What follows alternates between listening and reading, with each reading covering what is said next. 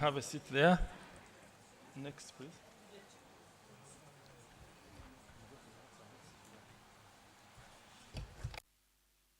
The Republic of Djibouti, sending a representative.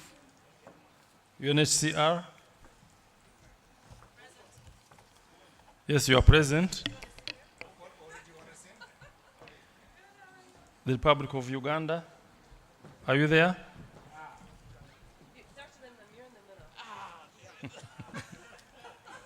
The World Bank. Are you there? Then the Republic of Burundi. Yeah, thank you very much, our distinguished participants. Now we are ready to proceed with the sixth session, where we are going to articulate and discuss matters related to partnerships for increased resource mobilization to address unmet needs for protection and solutions for refugees and host communities. This is a very important element to discuss because all along I've been talking about inadequacy of resources, inadequacy of capacity to manage especially a huge number of refugees and other areas that need to be provided to support the refugees, including the host communities.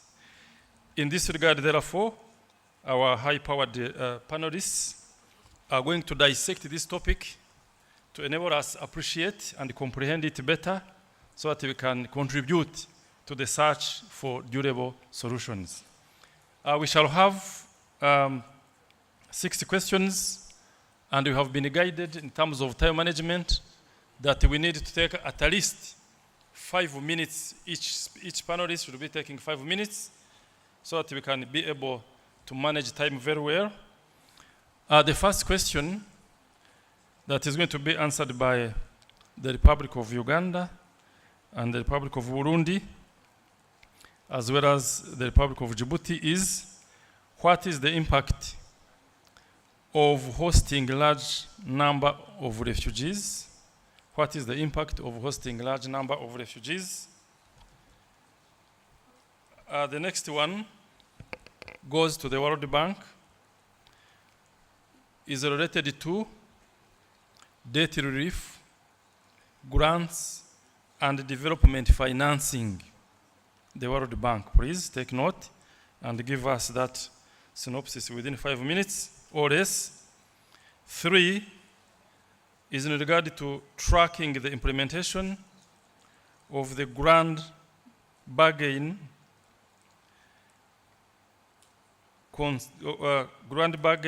commitments on localization. This is for UNHCR to present. The next one is the private sector engagement. How do we engage the private sector in all of this? And here we are also requesting the World Bank to just mention a few highlights on how we can engage the private sector in the entire process. The other one is humanitarian development, peace nexus. This one, I request the Republic of Uganda, the Republic of Djibouti, and the Republic of Burundi also to make a few comments on that particular topic so that we can also appreciate it further. The other one is reflection on the UN Common Refugee, a reflection on the UN Common Pledge for GRF 2023. UNHCR will also give us highlights on that subtopic.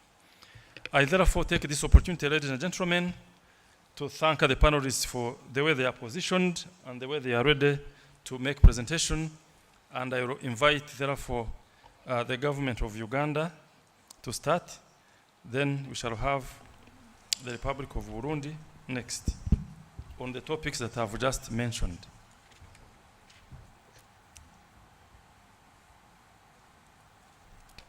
Thank you, my brother.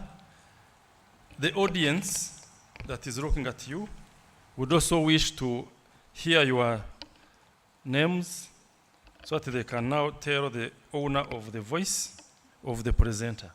May you take less than 1 minute to introduce yourselves before you make your presentations. Thank you. Okay, thank you, moderator. I'm Dr. Robert Lim. I am from the Republic of Uganda. I work in the Office of the Prime Minister, and I'm directly responsible for the implementation of our program around the refugee response. We call it the Development Response to Displacement Impact Project, in short, Dr. DEEP. And of course, we are very happy to be here to give comment and facts about what's happening with hosting refugees in Uganda, particularly the aspect of impact. And I can say that when you talk about impact of hosting 1.5 million new interests, mouths to feed, and people to protect, it's a whole range of impacts. But for the purposes of this meeting, I will restrict myself to a few major ones that we see in Uganda. First of all, the challenge of food insecurity. The food security, because you have to feed all these people that have come with the already big challenge of food availability and accessibility in our communities, in our region, and especially in our country, especially when we don't even know the time these new guests come. The dry season, the wet season, the food security becomes an issue. And in an open door policy, people come through all sorts of roads and melt into your community and begin to share the little food with our people. Now, for those that are registered, our major challenge has been how do we sustain the availability of food rations to the refugees. And in the last couple of years, we have witnessed the dwindling of food rations, and to about 50% of the food rations could be made available to a refugee family. That is a big impact, and that is something we have to contend with going forward. This leads to malnutrition and all sorts of challenges around food. And in Uganda, we have been able to respond by providing alternative ways of self-reliance. And recently, again, through the partnerships we have put in something called a NutriCash service, an innovation where we'd like to support families that are highly vulnerable with children under 2 years to ensure that the malnutrition figures are low in our country. The second one is, how do you provide for all this new population basic services? Already where they are settled is what we call peripheral districts, where in terms of basic services, health, education, water, there is already deficit in our country.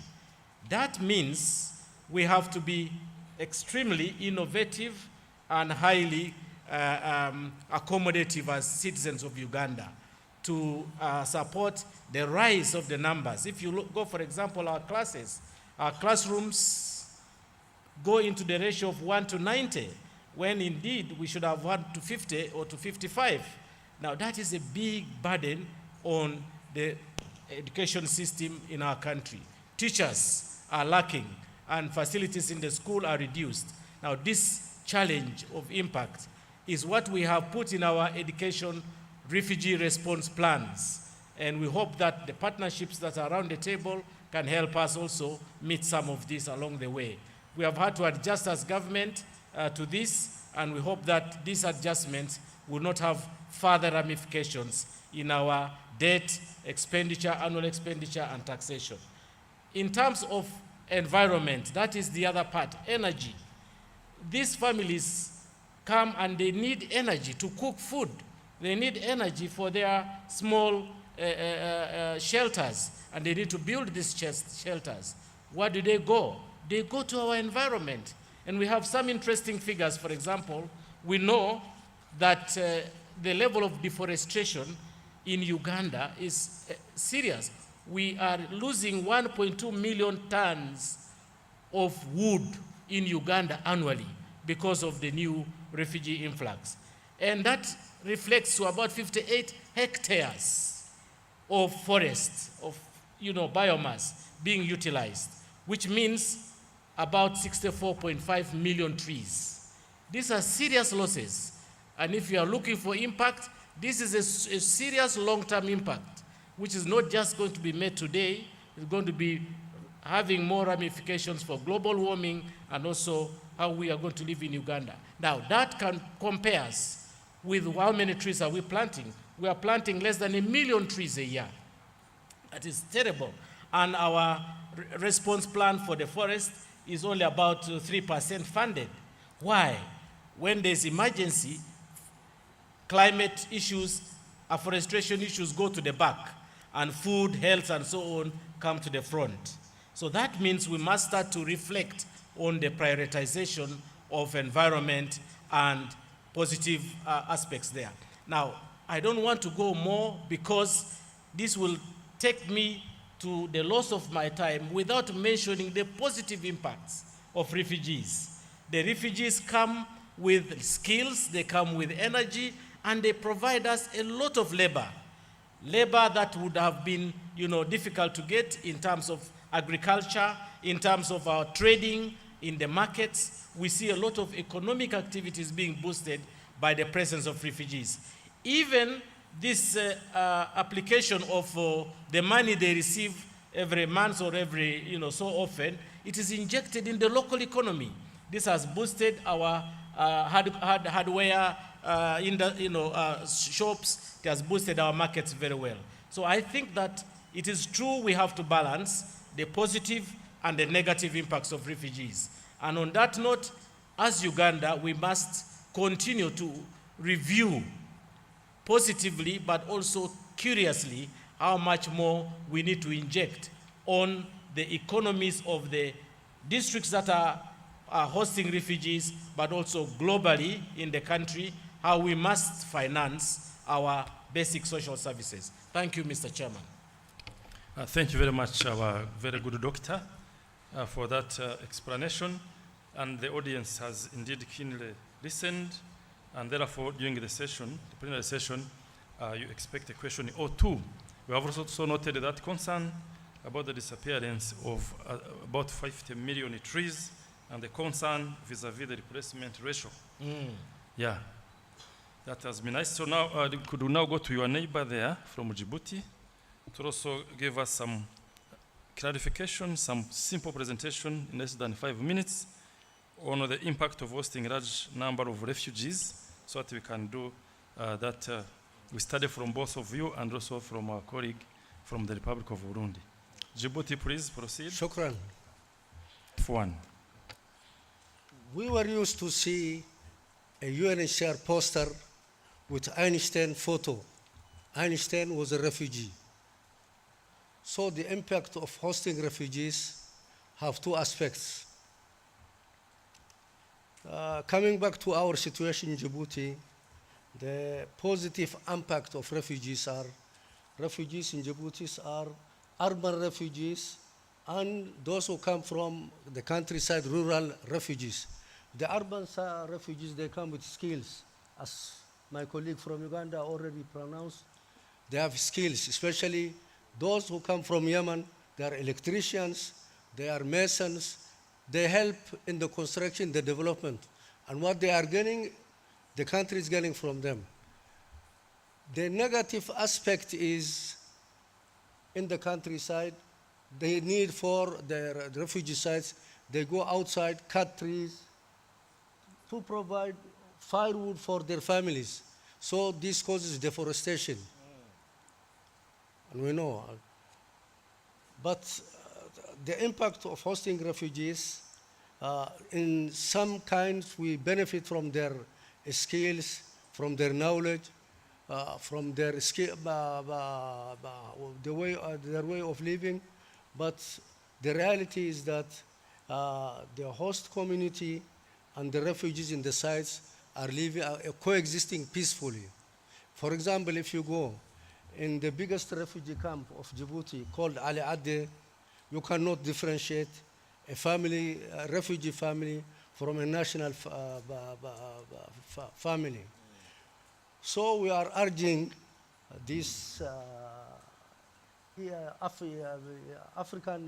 African countries and the IGAD to support our countries, Djibouti, this region countries, to upcome and to help the refugee properly. These days, refugees are increasing. They are coming, the influx of refugees. At the same time, the budget is getting decreased. Thank you so much. Thank you very much, our brother from Djibouti, for that wonderful summarized presentation. We now go to the Republic of Burundi to also give a few minutes on the same topic of the impact of hosting a large number of refugees. Proceed, please, our brother from Burundi. Ok, merci beaucoup pour l'opportunité. Moi, c'est Nestor Bimenyimana. Je suis le directeur général du rapatriement, de la réinstallation et de la réintégration au Burundi. Vous parlez de l'impact d'accueillir un grand nombre de réfugiés. Au Burundi, nous avons accueilli un grand nombre de réfugiés, dont la majorité proviennent du pays voisin, la RDC. Et nous avons assisté alors aux les impacts liés à l'accueil d'un grand nombre. Mais l'impact n'est pas nécessairement toujours négatif. Donc il faut éviter de focaliser ou de canaliser la vision d'un angle négatif. Ces impacts négatifs peuvent venir après, mais il faut d'abord reconnaître que l'accueil des réfugiés, c'est un geste humanitaire. C'est un geste humanitaire qui ne peut pas avoir une récompense à titre et valeur, à juste valeur.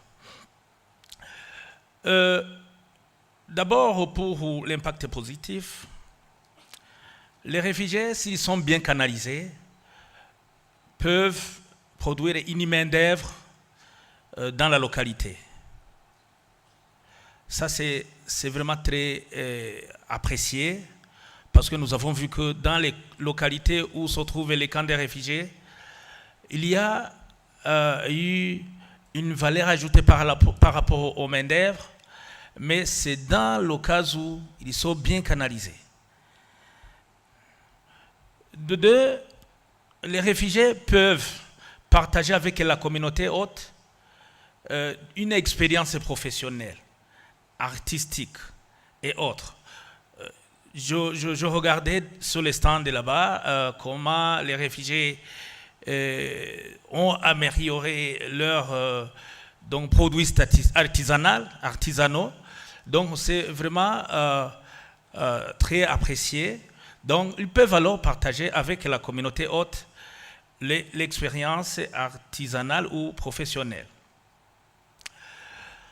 De point de vue négatif, un grand nombre de rapatriés peuvent être à la source de la destruction de l'environnement. On a toujours assisté, les réfugiés ont besoin de nourrir, ont besoin des ustensiles de cuisine.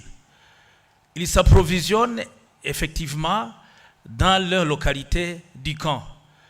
Parce que les réfugiés n'ont pas besoin de planter les arbres. Ils exploitent effectivement là où il y en a. Donc, ils peuvent être à la source de la destruction de l'environnement. Ils peuvent également être à la source de la flambée des prix des denrées alimentaires. Parce qu'ils doivent manger, absolument. Et les réfugiés qui ne travaillent pas du matin au soir doivent manger suffisamment. Donc, cela peut alors impacter sur les prix des denrées alimentaires. Ils peuvent également porter atteinte à la dimension sociale et culturelle. Donc, on accueille des Africains d'une communauté avec une culture étrangère. Cette culture, si réellement ce n'est pas bien suivie, cette culture étrangère peut être traduite ou partagée avec la communauté hôte, et cela peut déranger à suffisance la communauté haute. Et cette fois-ci, il y a c'était mauvaise, quand je dirais, entre parenthèses, c'était mauvaise écriture qui est, ou cette écriture étrangère qui est affectée à la communauté haute, et cela dérange suffisamment la communauté. Ici, je ne peux pas oublier aussi de parler d'un désagrément sur le volet sécuritaire. Je peux vous partager l'expérience de chez nous au Burundi. Nous avons les réfugiés urbains, nous avons les réfugiés des camps, comme d'autres pays. Mais chez nous, je vous ai dit que nous avons beaucoup de réfugiés congolais, mais le Congo et le Burundi, ce sont des pays voisins. Nous partageons une grande partie de la frontière. C'est même une frontière qui est porose. Eh bien, les réfugiés congolais aiment souvent s'installer juste à la frontière parce que notre ville de Bujumbura touche directement sur la frontière congolaise. Donc, s'ils parlent qu'ils sont réfugiés urbains, ils peuvent habiter à 2 km de la frontière. Même moins de 2 km.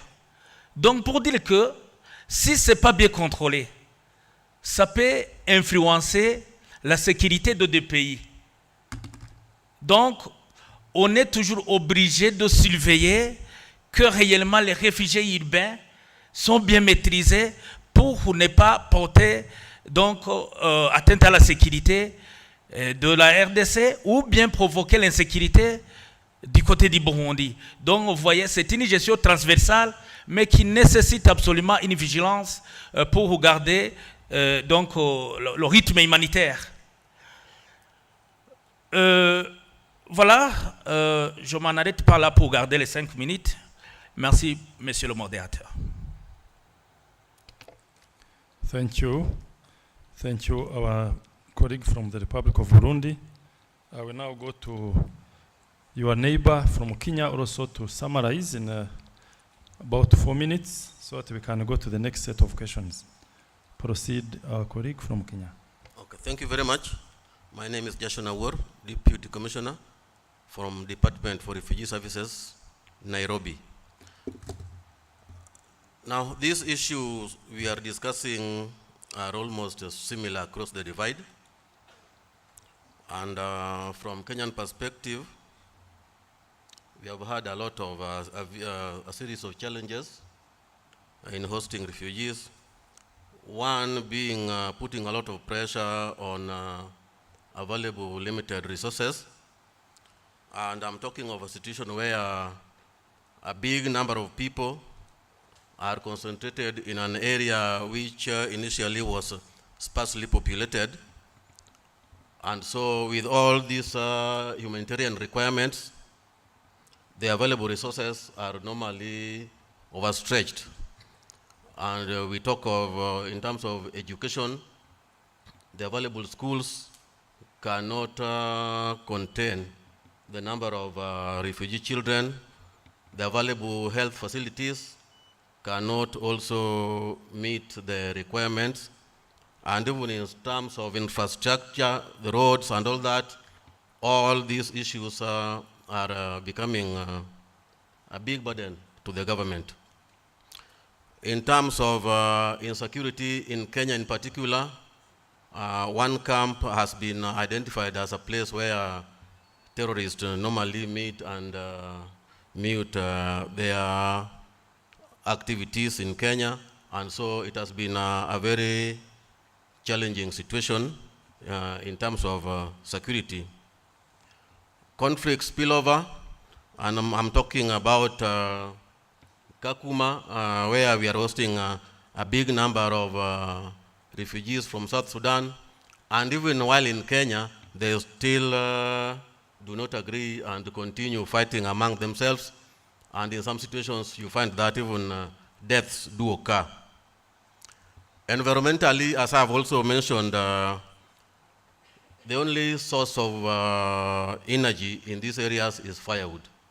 And so that big number in a concentrated area, they normally deplete the environment. And if you go to Kakuma and Dadaab, those places are almost bare now. And in many instances, we have requested our able partners to look into alternative sources of energy for these refugees so that we can restore the environment. On the other side of the coin, these people participate in our economies. As I mentioned yesterday when we were having group discussions, you go to Kakuma, Kalobeye in particular, you will find refugee millionaires. They are thriving in business. Dadaab as well, they are doing very well in business, and so they contribute to our economic growth. Thank you. Thank you very much, our brother from the Republic of Kenya, for that presentation, and thank you also for summarizing. And now we go to another phase of questions, which in the interest of time we are going to have them paired. For World Bank, we are going to have two questions so that you can answer them at the same time. One is to do with debt relief, grants, and development financing. That is one for World Bank. Another one for you is private sector engagement. Comment also on those two. And then from there, I can also remind our sister here from UNHCR, we also handle two questions at a go. One is tracking the implementation of the grand bargain commitments, and also at the same time answer the reflection on the UN Common Pledge for Global Refugee Forum 2023. Now the floor now goes to our colleague from World Bank to articulate on those two set of questions. Thank you, moderator. So I'm Benjamin Rees. I'm a Senior Operations Officer for Forced Displacement with the World Bank. Thanks for the two questions, and they're I think, interesting and challenging ones. I spoke a little bit in my opening remarks around the financing instruments that we're using to support refugees and host communities. And I thought what I could focus a little bit now is an issue that I think the conference members will be interested in around how we can help finance some of the economic solutions. And you know, what we've heard both yesterday and today is discussion around some of the good practices that are emerging in East Africa and IGAD. And a number of these really align very well with our World Development Report that was released last month on refugees, migrants, and societies.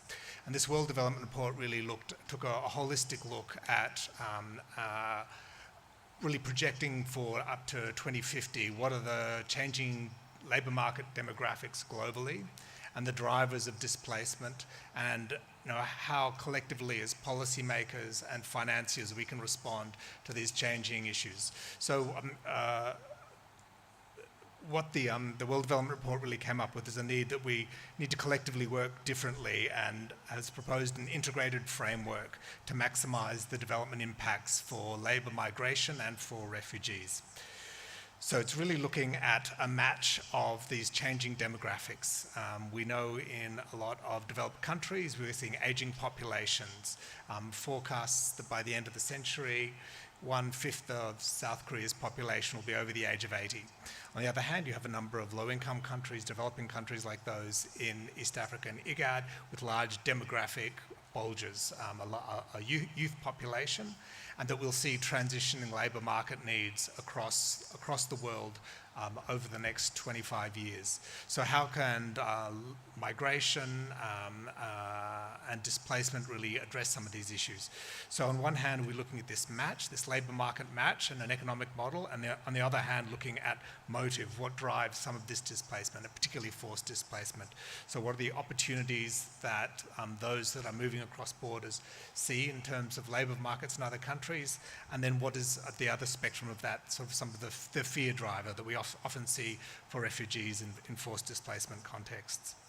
So I think we've talked a lot about the context. We know, refugees on average have about 13 years in displacement, that there are incentives for short-term approaches, often in refugee response, and that humanitarian aid is really critical in responding to those immediate needs. But what this World Development Report really points to is a need that from the outset of displacement for refugees, really looking at ways that we can take longer term development approaches and start planning for sustained development-focused approaches that are both financially and socially sustainable going forwards. And some of the efforts that can best support refugees is by giving them this right to work in hosting countries, providing access to jobs, and including them in national education and health systems, but with adequate external support in financing these sectors. And so looking at a really more medium-term approach to supporting refugees, the importance of policies that should be geared towards these financial and social sustainability through facilitating internal mobility, self-reliance, and inclusion in national services, ensuring that the very specific protection needs that I think we are all well aware of refugees can be adequately addressed and supported, and in providing international protection refugees in a way that can be sustained, both on the financial level and socially. What's really crucial, I think, in this report is noting the need for this human capital development. So looking at long-term development ways to really support the education skills necessary so that you're not just only supporting host communities and nationals, but also looking at refugees for these emerging demographic trends that we'll see, so that as these labour market needs transition and transform over the coming 25 years, how we can ensure that there are these economic opportunities for both host communities, nationals and refugees to respond to these in increasingly porous borders that will have to respond to some of these needs. The report really comes up with a number of clear recommendations for both hosting countries and the international community. For hosting countries, the importance of mainstreaming refugee support through line ministries and developing sustainable financing frameworks through institutions and instruments. The importance of facilitating and encouraging refugee movements towards economic opportunities, enabling refugees to access jobs in the formal labour market, and there's a lot of talks about around access to job permits, inclusion in national services, health, education, social services. For the international community, the World Development Report recommends that we focus on preventing and resolving situations that can cause refugees to flee, which I think we heard very well from the last panel discussion, providing adequate amounts of medium-term financing, increasing resettlement options, and broadening the base of support for current contributions, and developing regional opportunities, which I think, again, this is a really positive step around looking at how regional solutions can be provided. And then on those solutions, really looking at further walk towards durable solutions in terms of voluntary return, local integration and resettlement, looking at innovative statuses that can provide state protection and access to opportunities over the medium term. And throughout all this, really noting the importance of ensuring that the refugee voice is present in the planning that takes place. And I really want to applaud the facilitators of this conference. I mean, we've got such a good representation of refugee voices that are feeding into this. So just to link to I think that final question around the private sector. I mean, I can speak a lot around the labour market, but I think what we've seen is there have been a couple of key analytics that our sister organisation, the International Finance Corporation, has really looked at, and that's really looking at the consumer markets that these refugee hosting areas exist and how to respond to those. And addressing some of those information disequilibrium is really key to the private sector. The last 3 years has been a particularly tumultuous time for private sector. They've seen COVID shutdowns, supply chain disruptions, increased costs of commodities, food commodities, oil prices, volatility, currency volatility, and supply chain disruptions. For many private sector actors, working in a refugee space sets another set of information they don't fully understand. So try to provide information around how to engage with refugee stakeholders. What are some of the opportunities there? What are the labour market regulations, and how can they navigate those are really key. And so I'd just like to highlight two analytics that have done that really well. IFC has done Kakuma as a marketplace, which identified in the Kakuma refugee camp and Kakuma town, which my colleague from Kenya knows very well, has identified that there's 56 million market per annum for private sector actors across refugees and host communities, which they can capitalise upon. In Uganda, IFC did a consumer market study as well, which identified $485 million market per annum that private sector actors can engage in. So trying to provide regulatory certainty and some of that information to help facilitate their investments, to work with local actors and avoiding some of the distortionary practices will be really key to bring in that private sector finance and provide enabling environments for them to work. Thank you. Thank you very much, our colleague from the World Bank, for that explanation and a very short presentation indeed. Now we go to our sister from UNHCR to also talk about the two questions, which I also saw you noting very well within the next 5 minutes. Kindly proceed. Thank you very much. My name is Carol Sparks. I'm the Senior External Engagement Coordinator for UNHCR in Uganda. In terms of, the question was around the grand bargain and localization, and it's really about making action as local as possible and trying to identify ways that we can tackle the institutional barriers, but also the limited funding that is available directly for local partners. I know in Uganda we track the funding that's available under the humanitarian response, and less than 1% is going to local NGO, non-governmental organizations. So there is a long way to go. I think UNHCR has been supporting the government of Uganda around this agenda, particularly this year as we move towards the Global Refugee Forum. Localization strategy is being discussed amongst all stakeholders within the refugee response here in Uganda, being led by the government of Uganda, to look at this quite complex issue and how can we overcome some of the challenges related to it. Later this year there will be a localization roundtable, and this is really about identifying what are the challenges and also some of the recommendations that are required to move this forward. It's hopeful that with this outcome we'll have a clear understanding of the way forward, but also the types of support that are needed in order to ensure greater localization in the Uganda refugee response. In terms of UNHCR specifically, we have a role of tracking interventions that are being implemented by partners in the refugee response. We're working very closely with some of the umbrella organizations, working with national non-governmental organizations to ensure that they are more able to be formally recognized within the context of the refugee response. One of the things that they have told us is that they have no visibility. They're not seen.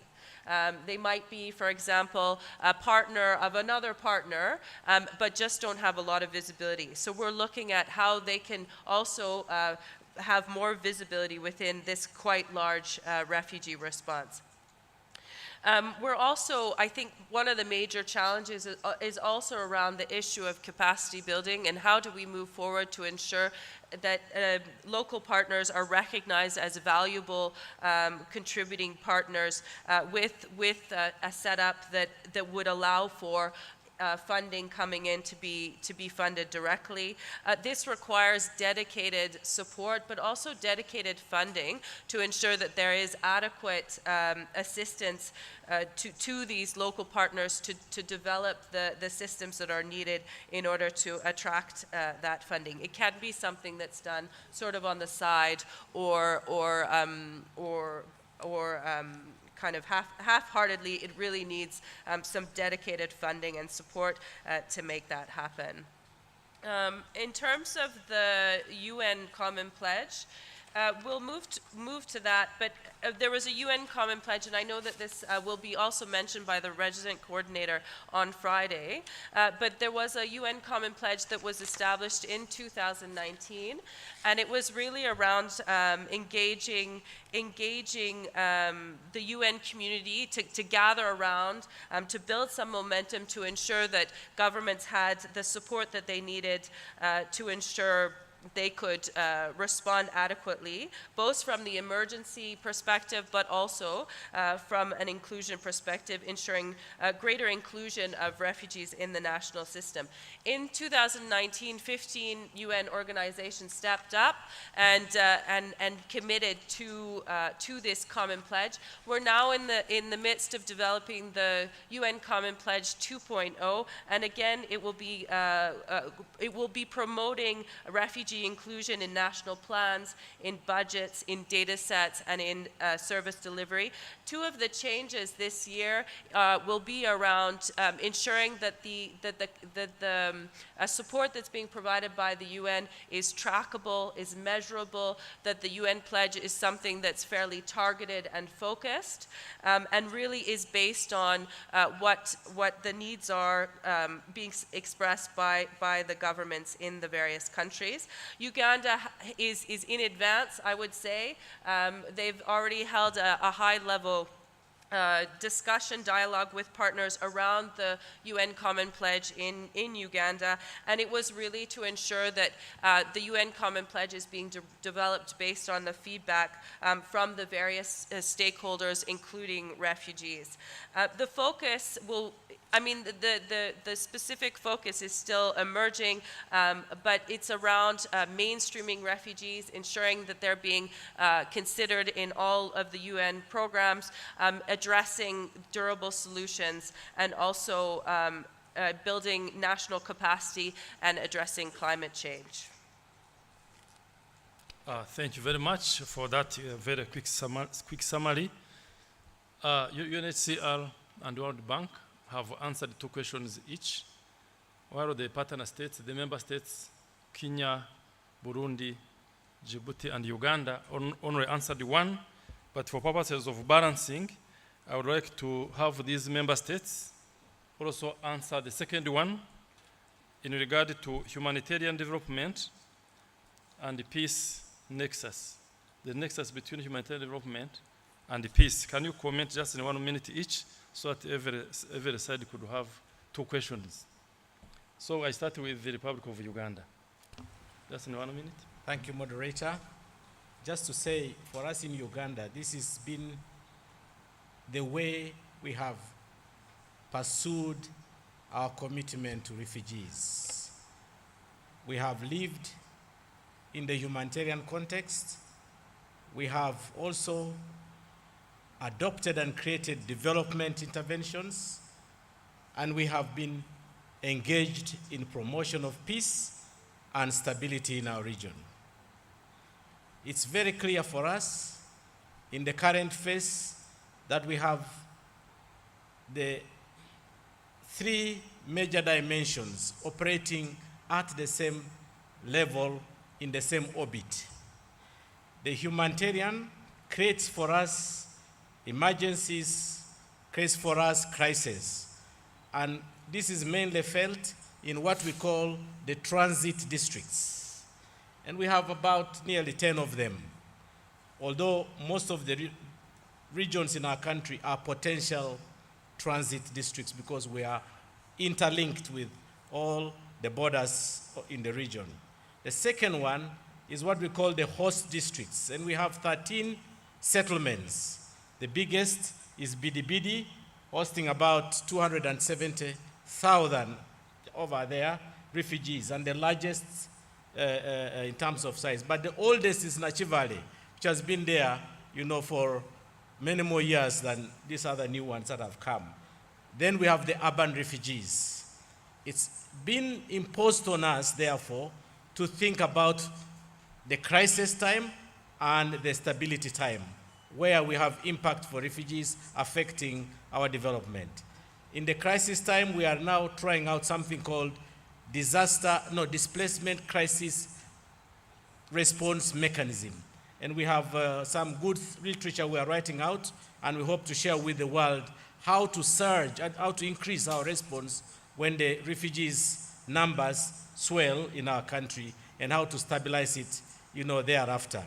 But what have we done as a country to make this nexus? In development, it's very clear for us that they are now part of our development plans, especially the NDP 3, now NDP 4. The refugees are also part of our census statistics, our studies in the household surveys, and so we are able to see what are the gaps caused by the refugee hosting and how can we respond. But more than that, they are part of our investments as well. It's very clear now that the livelihood programs, the social accountability responses, all of it involve refugees as well as the big development services in our country. So we are actually seeing refugee hosting districts actually accessing over 60% of their budget from the response coming as a result of hosting refugees. So our people now are seeing they are being rewarded and they are supporting government and they are supporting to host refugees. In fact, we are even seeing a lot of space, asylum space increasing in our country because of these responses of development and the nexus humanitarian. The last one is peace.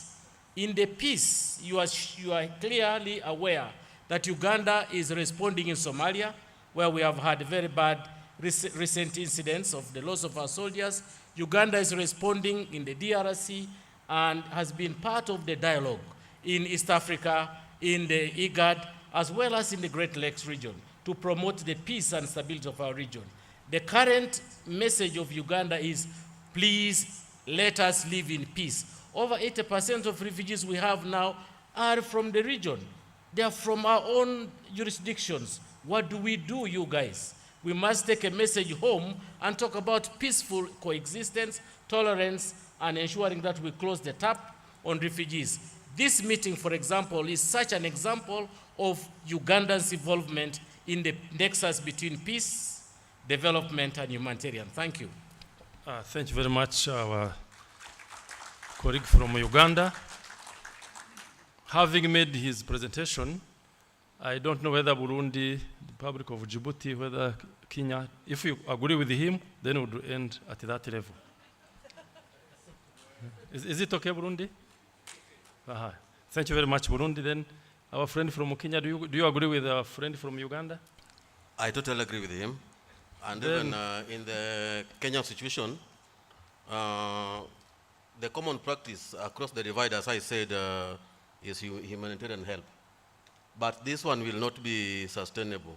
And our appeal always to our development partners is that we find ways on how to capacitate these people so that they become self-reliant. In terms of peace, as he has said, Kenya has taken the lead all through. We have our presence in Somalia even up to now.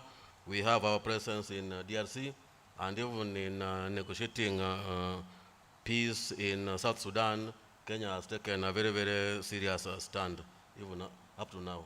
Yes. Thank you very much. I think it's okay with are you okay with Djibouti? Are you okay? Because we are working on a borrowed time. The events moderator has lent us a few minutes and we shall pay back, I'm I want sure. to add a little bit. For 3 decades, we have refugees and asylum seekers in Djibouti. These people were used to be under the humanitarian help of the international community. Now UNHCR is shifting to what we call development. Refugees are not understanding. You see, we provided when receiving refugees because they were obliged, forced to leave their country under violent conditions. Especially mothers with their children come and they were responded and given what all the needs, clean water, medical care, education, shelter, everything, and they were used this. Now the international community is shifting to the development. Another point I want to say, we were talking about the impact of hosting refugees, but I want to mention the impact of resettlement on refugees also. It has 2 aspects. One positive, those who get resettled. Another aspect negative, those who stayed in our country, for example, for the last 30 years, they cannot go back to their country. Even their children didn't see their country and they cannot go outside. They are hoping to go outside to European countries, Australia, Canada, US. They are no more in Africa. Physically they are present, but spiritually they are outside. This is the reality.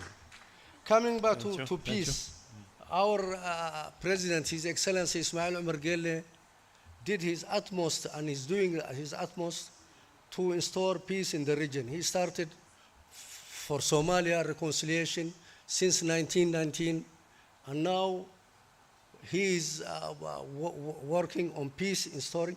And as our colleague from Uganda said, Djibouti has military soldiers in Somalia to install peace, to help Somali government to protect its people properly. Shukran. Thank you very much. Colleagues, may you join me in giving a very big round of applause to our panelists.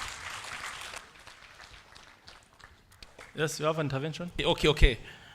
Je voulais juste ajouter, au nom de la délégation burundaise, que chez nous au Burundi, le développement communautaire constitue un pilier fondamental du gouvernement.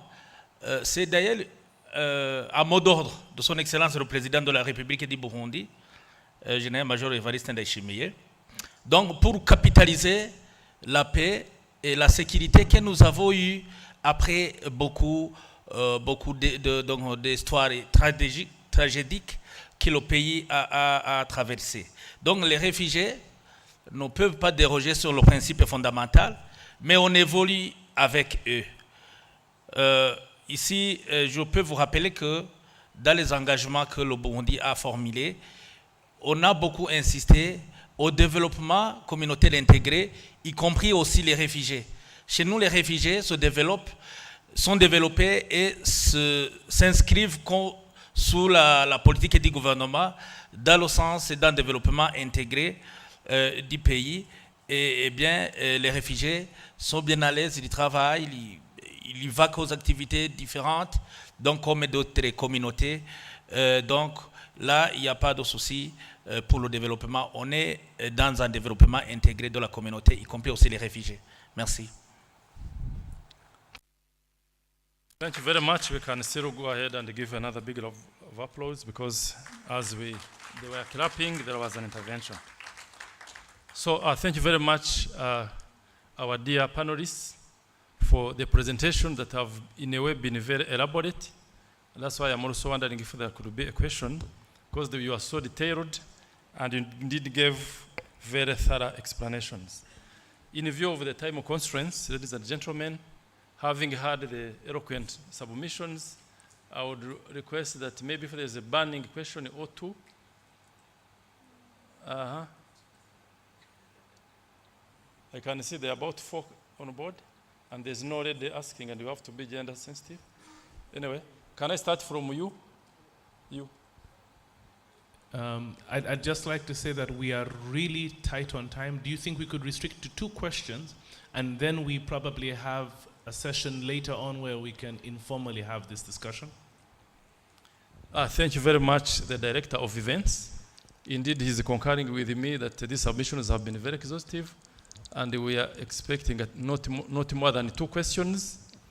And we request that the questions should be very direct, brief, without giving background information.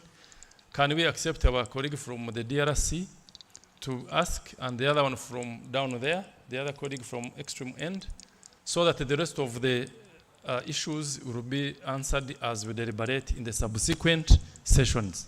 Our colleague from DRC, proceed please with your question.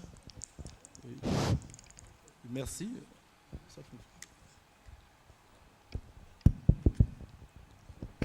Merci. C'est pas une question. Vraiment, c'est pas une question. Je voulais juste réagir par rapport aux interventions. J'ai été très flatté parce que c'était très profond. Surtout quand je suivi les collègues du Burundi, Kenya, Ouganda, Djibouti, j'ai été très, très, très touché. Mais j'ai relevé quelque chose. Quelque chose qui a attiré mon attention, c'est par rapport à la perception. Ça m'a beaucoup touché. Je pense, nous, en tant qu'État, nous devons avoir une autre perception du réfugié. Souvent, dans certains milieux, quand on parle du réfugié, juste on pense à quelqu'un qui vient arracher, un misérable. Donc les gens ont une très mauvaise image du réfugié. Or, les réfugiés sont très très important, même dans nos économies. Moi, j'ai une expérience de réfugiés rwandais dans la province d'Ikasai. Ces réfugiés ont beaucoup apporté dans la région. Il n'y avait pas la culture d'Iri, ils cultivent d'Iri. Il n'y avait pas la culture de taro, de choux. Ils les font et ils gagnent leur vie avec ça. Et ça a même aidé la communauté locale. Si vous allez aujourd'hui dans la province du Congo central, frontière avec l'océan Atlantique, vous allez vous rendre compte que les gens qui ont apporté dans l'économie de cette province, ce sont des anciens réfugiés angolais. Et quand certains sont partis, sincèrement, la région a été affectée par le départ des réfugiés angolais. Même la qualification du mot réfugié. Moi, j'ai été impressionné quand je suis arrivé en Namibie en mission officielle. En Namibie, on ne les appelle pas réfugiés. On les appelle hôtes. Même la carte, c'est indiqué carte des hôtes. Donc, pour appeler quelqu'un réfugié, c'est une stigmatisation. Donc, vraiment, c'est important que nous puissions cerner ça au niveau de nos États. Et puis, pour finir, je voulais dire merci à mon frère de l'Ouganda qui a touché un vrai problème. Si vous observez très bien, la région des Grands Lacs est dans les conflits armés éternels depuis des années. Mais nous perdons beaucoup. Or, si cette région était en paix, moi je pense qu'on serait très loin même sur le plan de développement, même sur le plan de liberté des mouvements des citoyens, de commerce, de business. Donc c'est important que nos autorités, nous ne sommes que des techniciens, nous parlons, mais ce sont des politiciens qui peuvent apporter cette question sur le plan peut-être au niveau de nos États. C'est mieux vraiment de penser à cette question de paix et de la sécurité dans notre région. Merci. Thank you very much. Our distinguished delegate from DRC was representing this side, so let us also go to that side because we are only entertaining 2 questions. Then the other colleague from ours that side, so that side is also represented equitably. Proceed with your question, sir.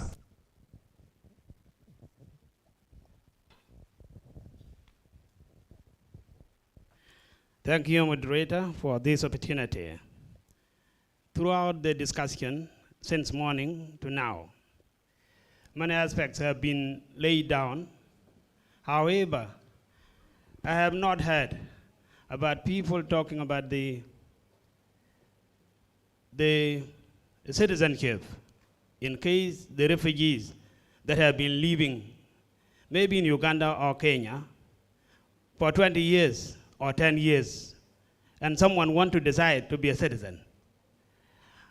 I am seeing this should be part of the discussion if we are looking for the durable solutions. In case I wanted to decide to be a citizen, when? For example, in Canada, at least 5 years, when you spend 5 years as refugees, you decide to be a citizen, so the government, the hosting country, would grant you the opportunity to decide over, either to return to your home country or decide to be a citizen. We need to move the discussion around this. It is also a part of durable solution. Thank you very much. Thank you very much. That's a very serious point, which we have taken note of. Colleagues, as we wind up, I think our distinguished delegate from the Republic, from DRC, indeed emphasized the aspect of treating refugees with a positive mind, a right perception that refugees are not those people who are just carrying with house belongings, carrying sofurias, all those things, but they also go and carry qualifications, professions, and a number of competences which the host communities can benefit from. I think that has been a very important point, and I think it is a contributing point to the observation that have been made. And also our brother has also emphasized that the question of citizenship, the question of naturalization should be a part of durable solutions. I think all those have been captured, and indeed as we make the declaration and recommendations, all those points have been noted. Colleagues, ladies and gentlemen, allow me to end this session. We have exhausted even the additional time given to us, but we shall pay back by way of squeezing in some other aspects where we shall save time. Our dear panelists, thank you very much for your eloquence and the presentations that have actually attracted very few questions because you were very thorough. So you are free to go. Let us give them another round of applause as they go downstairs to go to their respective seats. Thank you very much once again.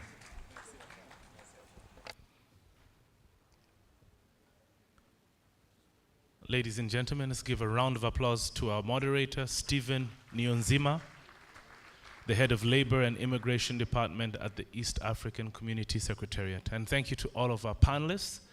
Our final session of the day will be one which will be discussing the state of the regional pledges and the potential areas for the mega pledge. To discuss this, we'll have a representative from the EAC. I'd like to call upon Maurice Tayebwa, who is a gender, youth, and children's expert. And at the same time, I'd also like to call back Charles Obila, who is the head of the IGAD support platform. And this particular session is going to be moderated by Helena Trafi from the UNHCR Nairobi office. Let's welcome them with a round of applause.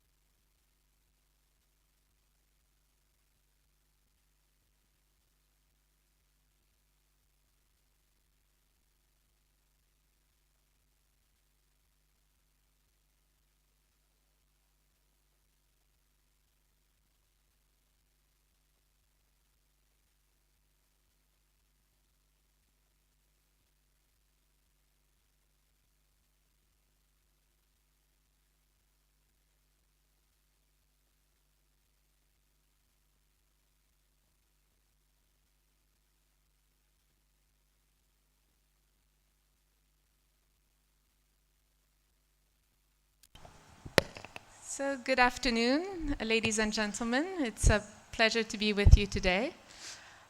We have discussed this last session and thought about structuring it in 3 different parts. Part 1 will be an invitation to both IGAD and EAC to reflect a little bit on their 2019 GRF pledges, where they stand in their implementation, what were some of the lessons learned. Part 2 will be looking forward, thinking through with both RECs what they're thinking about for the next GRF.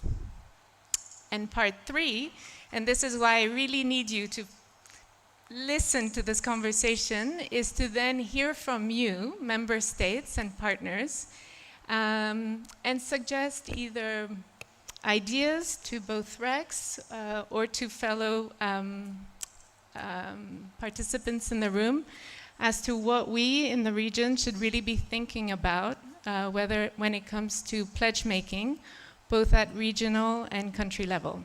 So this is what I submit to you as the way that we're going to structure the conversation, and we really look forward to hearing from all of you.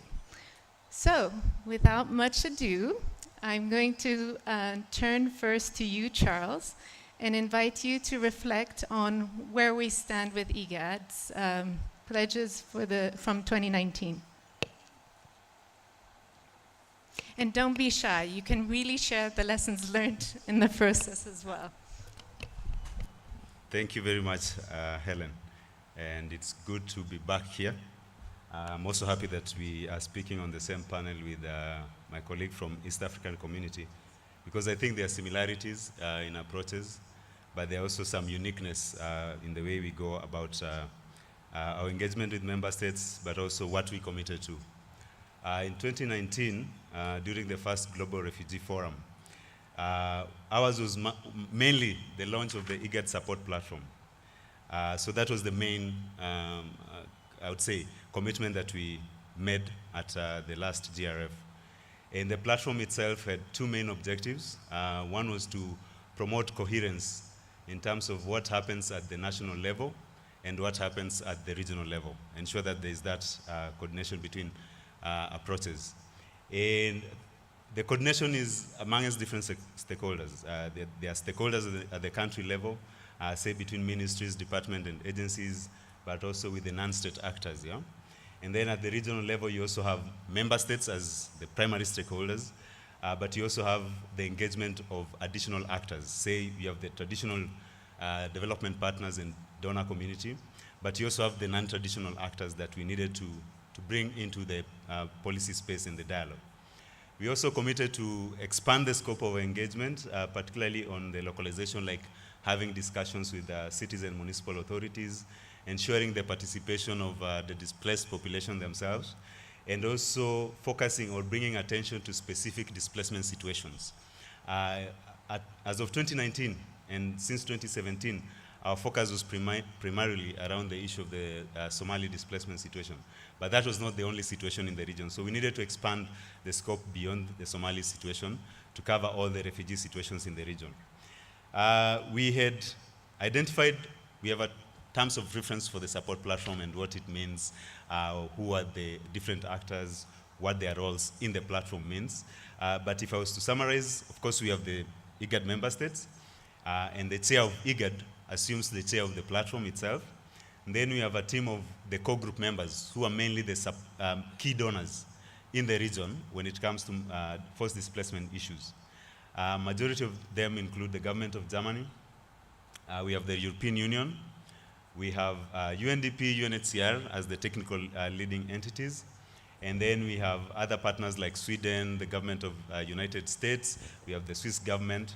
And we are trying to mobilize more because it's about ensuring that also the efforts by the countries themselves are supported adequately, both in terms of financial contribution, but also technical assistance, and also just political mobilization, because some of the challenges actually just require a political rallying around a certain issue. Yeah?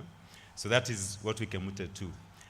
The thematic areas of focus, there are mainly 4. We have education, which was like our starting point. We have self-reliance, jobs and livelihood, and to it we also have a declaration. So education, we have the Djibouti Declaration, and on self-reliance we have the Kampala Declaration. Later, with the impacts of COVID and the issues around health, there was a Mombasa Declaration on Health that was adopted in 2022 at the peak of the COVID pandemic itself. And then our last key area of focus is on return and reintegration, yeah? Where we were looking at promoting an enabling environment or creating conditions where people can return in a safe and voluntary manner. We've made considerable progresses in terms of the different spheres, but there are also areas where we need to improve. So what we decided on as we prepare for the 2023 Global Refugee Forum, we agreed that it was also necessary to bring our member states to kind of have a common reflection on what worked, what didn't work, where we stand, and what we see as our key inputs and messages for the upcoming GRF. We organized a regional consultative meeting in Djibouti in April, 4th and 5th this year, where all IGAD member states participated. We had a joint reflection by all the agencies, and countries actually reflected on each pledge that they made during the 2019 GRF. There are a summary of recommendations which I just want to highlight a few areas. Yeah? One was on the number itself. Countries, I think there was a general concern that maybe we were overexcited with the first GRF. We pledged everything, and some of the pledges were not really measurable. They were too broad, we could not even operationalize them. Yeah? 2 was the issue of the fact that we don't have standardized tools. So even if we want to measure the progress that we are making, we do not have a tool that we can use to measure. Some of them are very specific to sectors, like say on education, on jobs and livelihood, issues to do with documentation, like just having the figures of how many refugees have been provided, say with an ID card or work permits. There are countries that pledge on that, but data collection around those issues is something that we agreed that we need to do more. There was also the issue of participation of refugees themselves. It's an area that we seemed not to be doing very well. We speak about them, but without them. So we agreed that we would have a formal engagement and also bring them into the discussion, both at the national level, but also at the regional discussion, and ensure that they are also part of our delegation, say as we go to the upcoming Global Refugee Forum. The other area that came across very commonly was on the issue of, say, the global refugee indicators. They call it the GCR indicators themselves. Yeah? and how we could use them to customize and use them as a tracking tool in the region. Yeah? But there was also innovation in the different member states. I think in Ethiopia, they're using info, I don't remember the tool, something info, to collect data and statistics. Dr. Deep is using a lot of Kobo toolbox. So the innovations and how the innovations can be used to collect data is also something that came about. But the member states say that rather than actually going for new commitments, I know I repeated this, I'm repeating myself, I said this yesterday, rather than focus on largely new pledges and commitments, we should look back and kind of refine the commitments we made, because most of them are roughly below 50% for most of the pledges that countries make. Yeah? So rather than overload the system by making new additional pledges, we go back, refine the pledges that we make them more implementable, put resources to them, and then maybe identify gaps and areas where the international community and other partners can come and feed in. Yeah? At the regional level, we agree that there are common issues or common areas that we could work jointly. And the IGAD member states identified two key areas. One was on the issue of climate change, because it cuts across all our member states. And it's not just drought or floods, it's actually both, and how we are going to, say, mitigate the early warning mechanisms and also early response. The second area was on durable solution, and durable solution is very broad in itself. It's about, say, self-reliance. It's also about, say, return and integration, creating of enabling environment, and what have you. But in general, the idea of a pledge around the durable solution was agreed by our member states.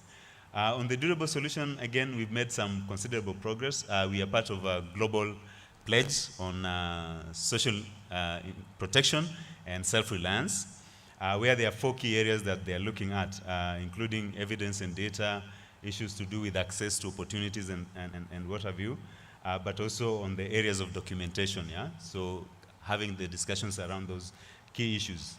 I would say it's still a work in progress. We've really not defined and said this is how we see it, but I think generally with the member states we have that buy-in to pursue these areas and explore the tangible commitments that we can make.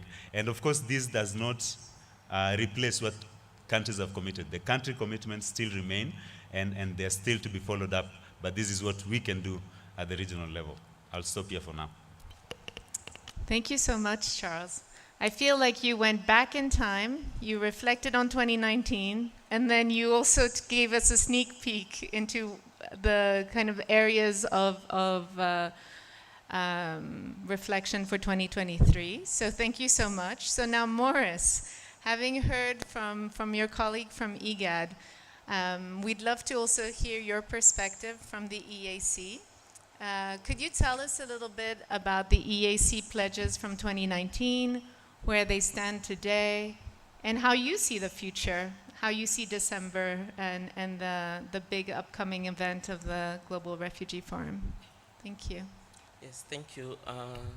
It's just the same. I think we were together with IGAD in Geneva when these pledges were made. The pledges were just 3. But again, we faced many challenges implementing these 3, but also many successes. The first pledge was to finalize our regional refugee management policy, and by then actually it was in the last stages of adoption. But then the last stages of adoption involve a lot of interaction with the member states, with the partner states. And I think the time when we came from the conference, that's when the COVID-19 pandemic struck. I think some of us could have carried it actually. But so that process got stuck a bit, and we had to move everything virtually, and that became a bit slow. But we've moved since then, since 2021, when again we could move.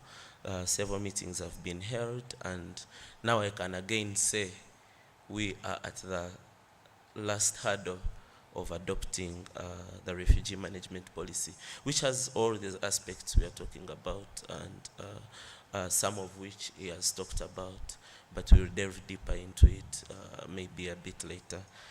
The second commitment was on children and young people, and we had committed to improve the welfare, especially those ones on the move, migrant and refugee children, and we had looked at the aspects within the EAC child policy, which is a bit advanced because it looks at 10 comprehensive areas.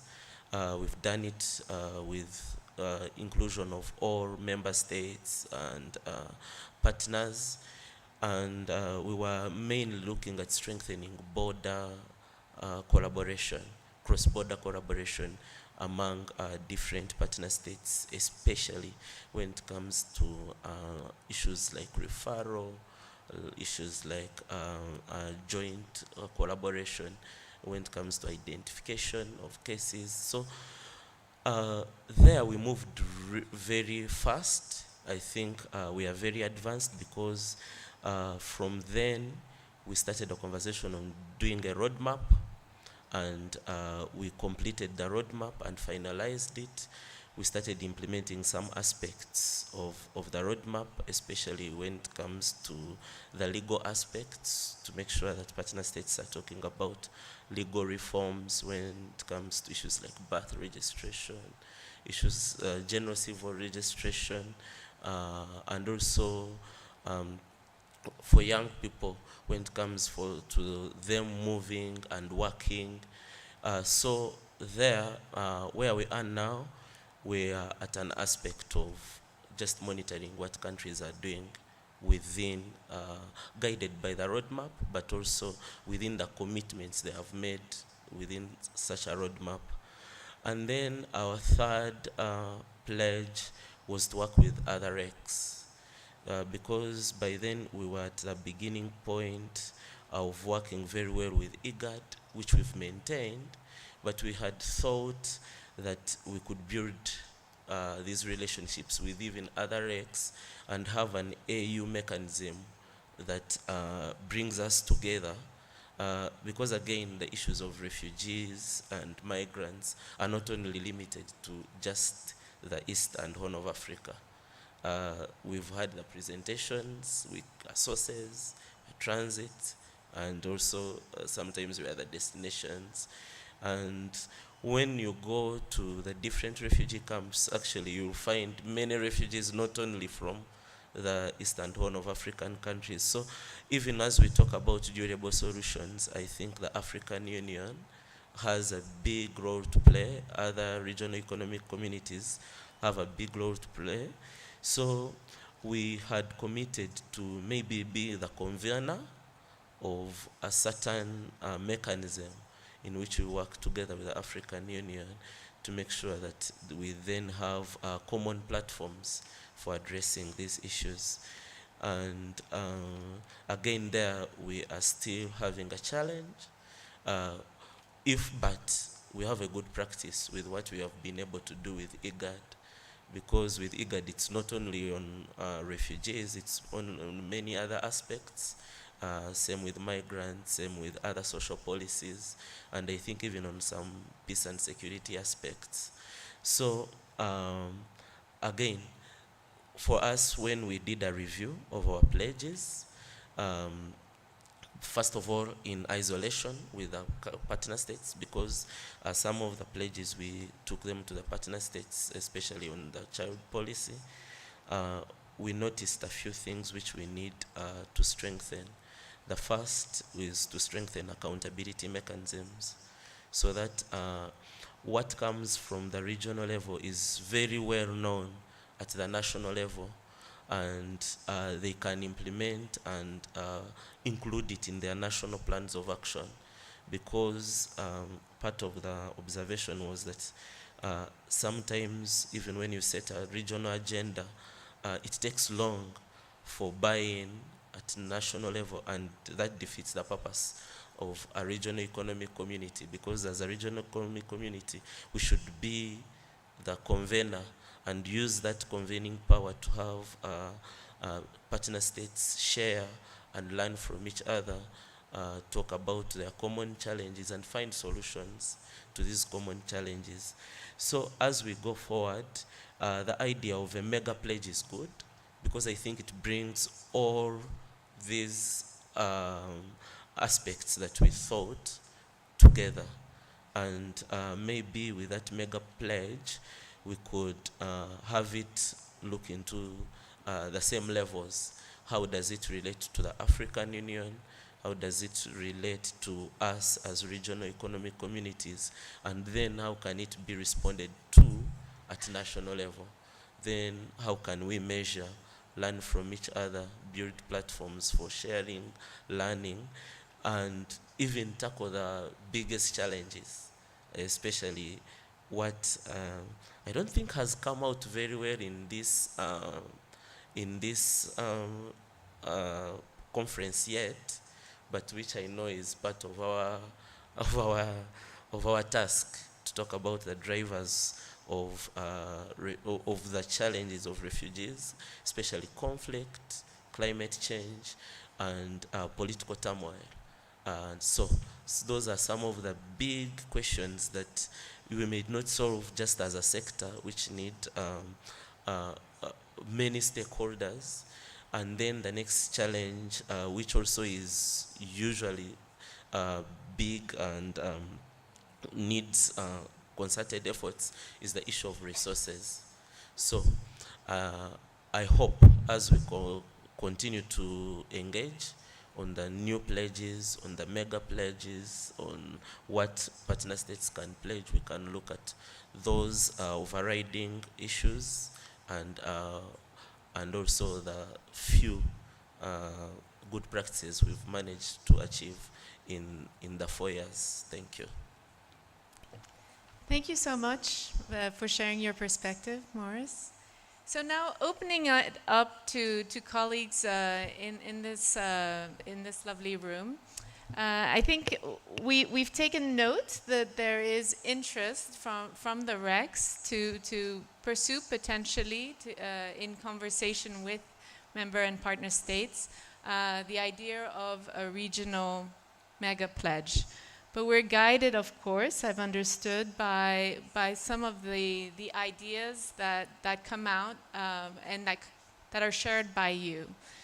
So we would welcome any suggestions that you have.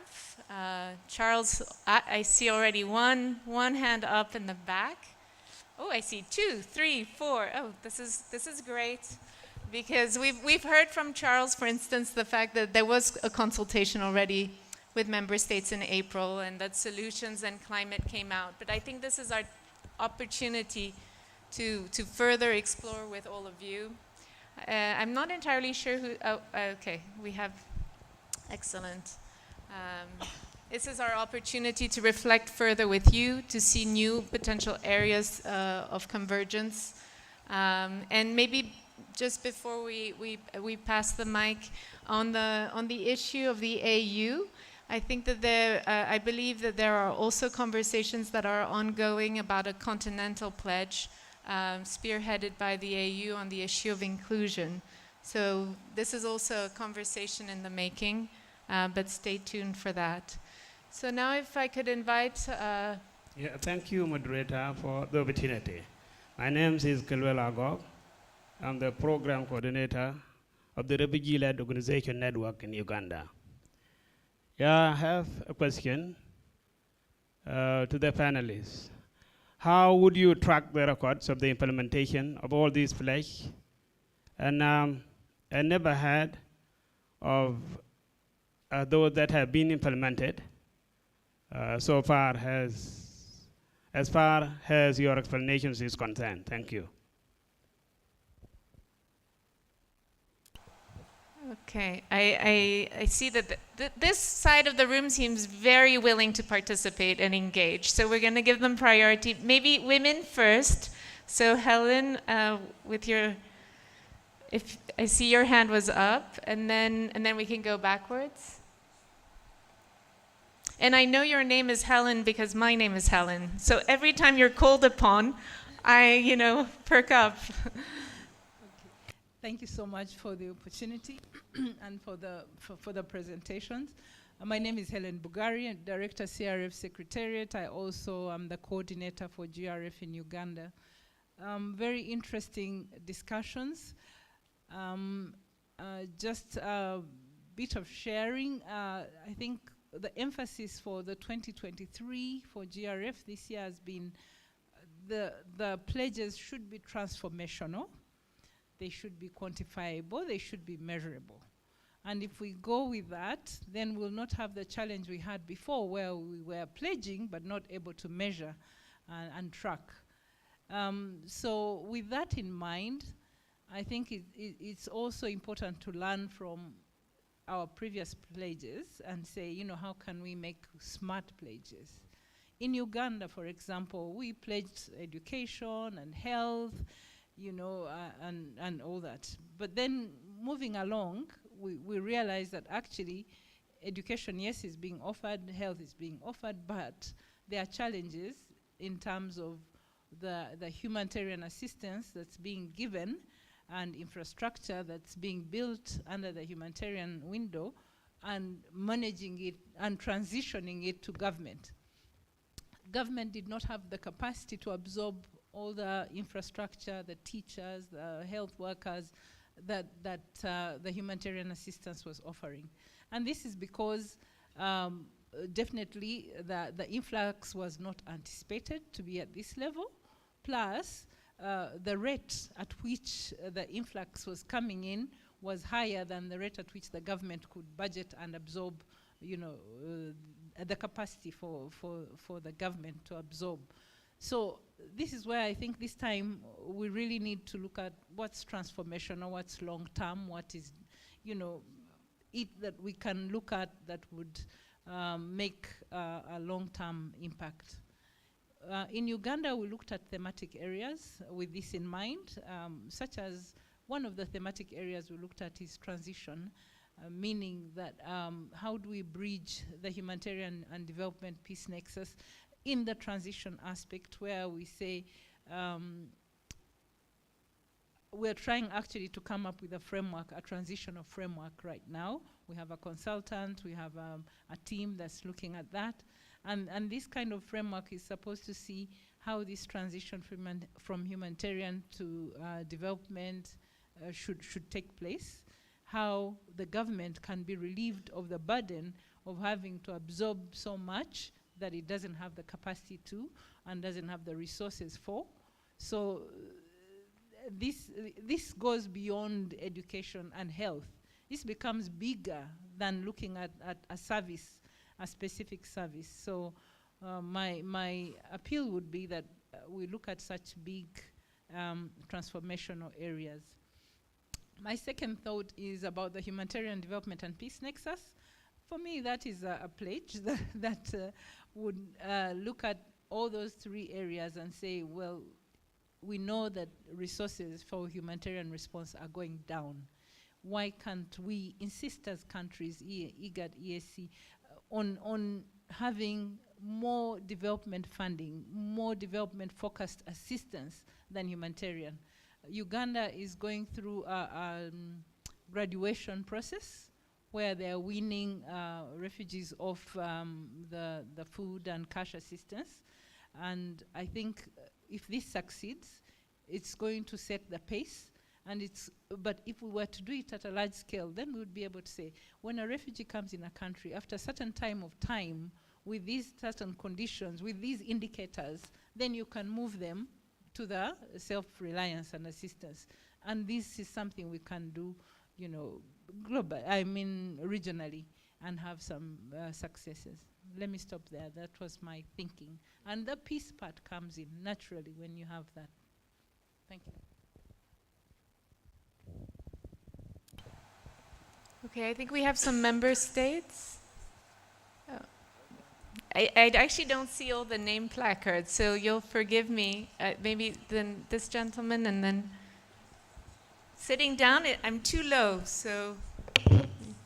My name is Wilfred Saka. I'm from Terego in Uganda. My appeal is to those who are going for global refugee forum. The talk in Europe now is fundraising for rebuilding Ukraine, which is still under war. Our representatives who are going to this forum tell our partners, our donors, in our African culture, if you have married a first wife and you happen to be tempted to marry a second wife, you don't chase away the first wife. Africa remains the focus. We need resources. Actually, the summary of impact of hosting large numbers of refugees is stress. Stress on available resources, stress on available services.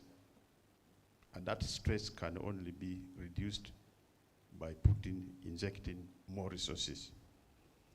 We talked about peace. How do we mitigate the drivers of conflict? I am sorry, I saw the first panel. I was a little bit disappointed. My conclusion was that they were dealing with us with their brains. If you use logic to defeat justice, you will not achieve this thing called peace. The first lot of panelists were purely government. My appeal is that go back to your respective countries, rally your governments to provide better leadership and governance. If we don't do this, we shall continue to gather in these summits and conferences and achieve nothing. Let's go back to our respective countries. There should be political tolerance, dialogue. If we don't do this, I am afraid we shall not achieve so much. And if we want peace,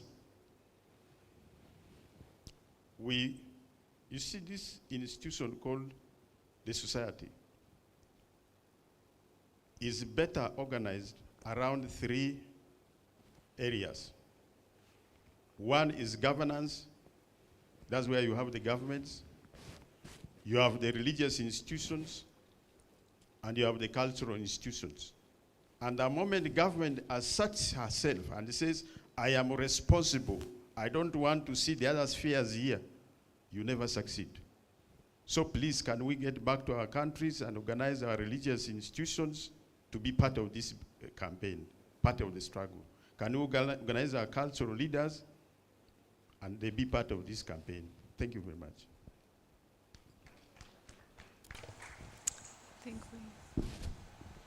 Bonjour tout le monde, je vais parler en français. C'est préférable de mettre les écouteurs.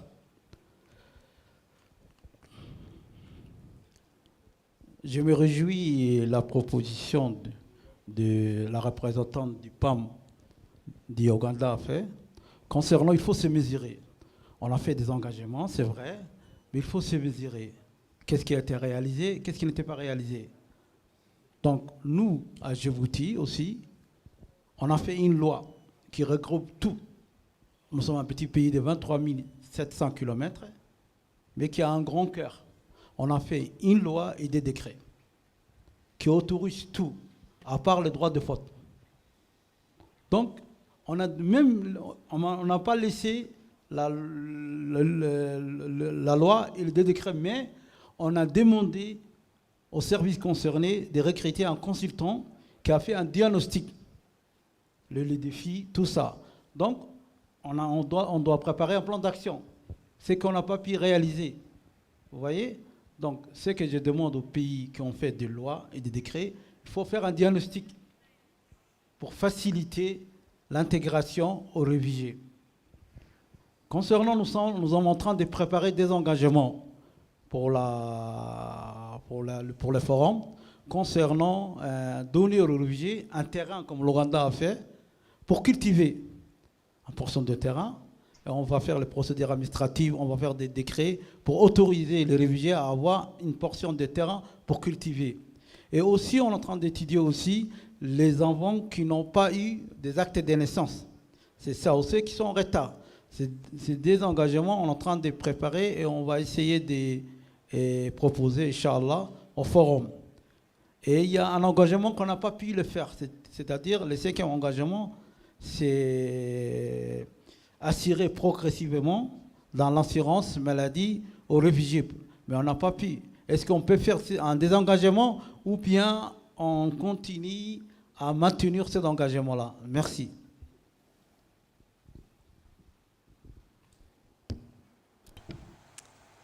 Merci beaucoup, monsieur. Are there any other? Now I'm going to scan the room. I think Ethiopia wants the floor. Up front. I actually see loads of hands. This is great. But we'll start with Ethiopia up front.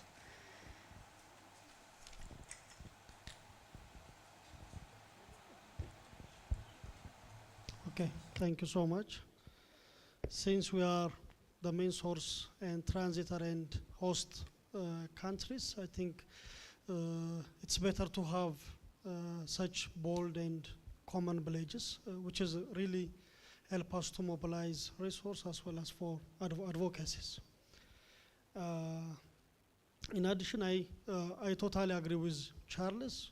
During the first GRF, I think most countries were more ambitious and which we pledged more big and bold pledges.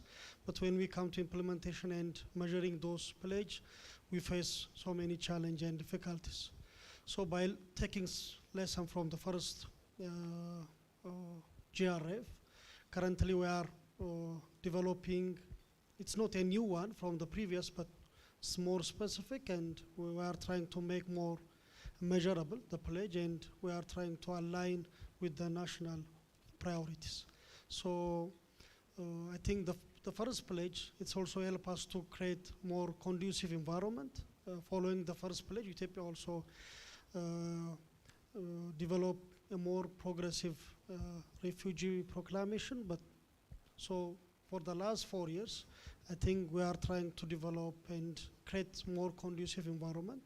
So the next GRF pledge maybe, they will be implemented and achieved much better than the previous one. So thanks so much. So we see a kind of a common narrative. It looks like at country level, stock taking is ongoing. There are reflections with partners about how to streamline the pledges, how to improve them, which is very much in line with what we were hearing earlier, to really try and drive impact and at the same time, I understand that there are potentially new pledges that are being thought through. It would be helpful if also, as we listen to other colleagues, whether you would be able to also share your views as to what could surface in, what could be included in a regional mega pledge. We've heard some ideas, but we're open to others as well. I see that Kenya. Oh, is it? It's Rwanda? Apologies, Rwanda. I need to get better glasses, clearly. Apologies. Yeah, thank you so much. My name is Veneranda Ingabile. I work for the Ministry in charge of Emergency Management in Rwanda as a coordinator of a project supported by World Bank, Socio-Economic Inclusion of Refugees and Host Communities. So I just want to share my views on the area of pledging for the next pledge, GCR 2023. We have been discussing on different policies and strategies. We have IGAD policy, we have this East African Community policy, but through the discussions we have since yesterday, I think we have a kind of common challenges, the challenges we're facing in refugee management and asylum seeking. So I think if we can pledge in the area of harmonization of policies, those policies to be harmonized, where we can have same policies, same legislative and legal framework to deal with refugee management issues, I think we can have a kind of a common goal in that specific area. Thank you so much. This is well noted. Thank you so much. Okay, Charles is helping me. He's like, there's a hand back there. So, great. If you can come in, please. Thank you so much. My name is Sibyl. I'm the founder and executive director of Her Dreams Count. I'm also a nominee of African Union and European Union D4D.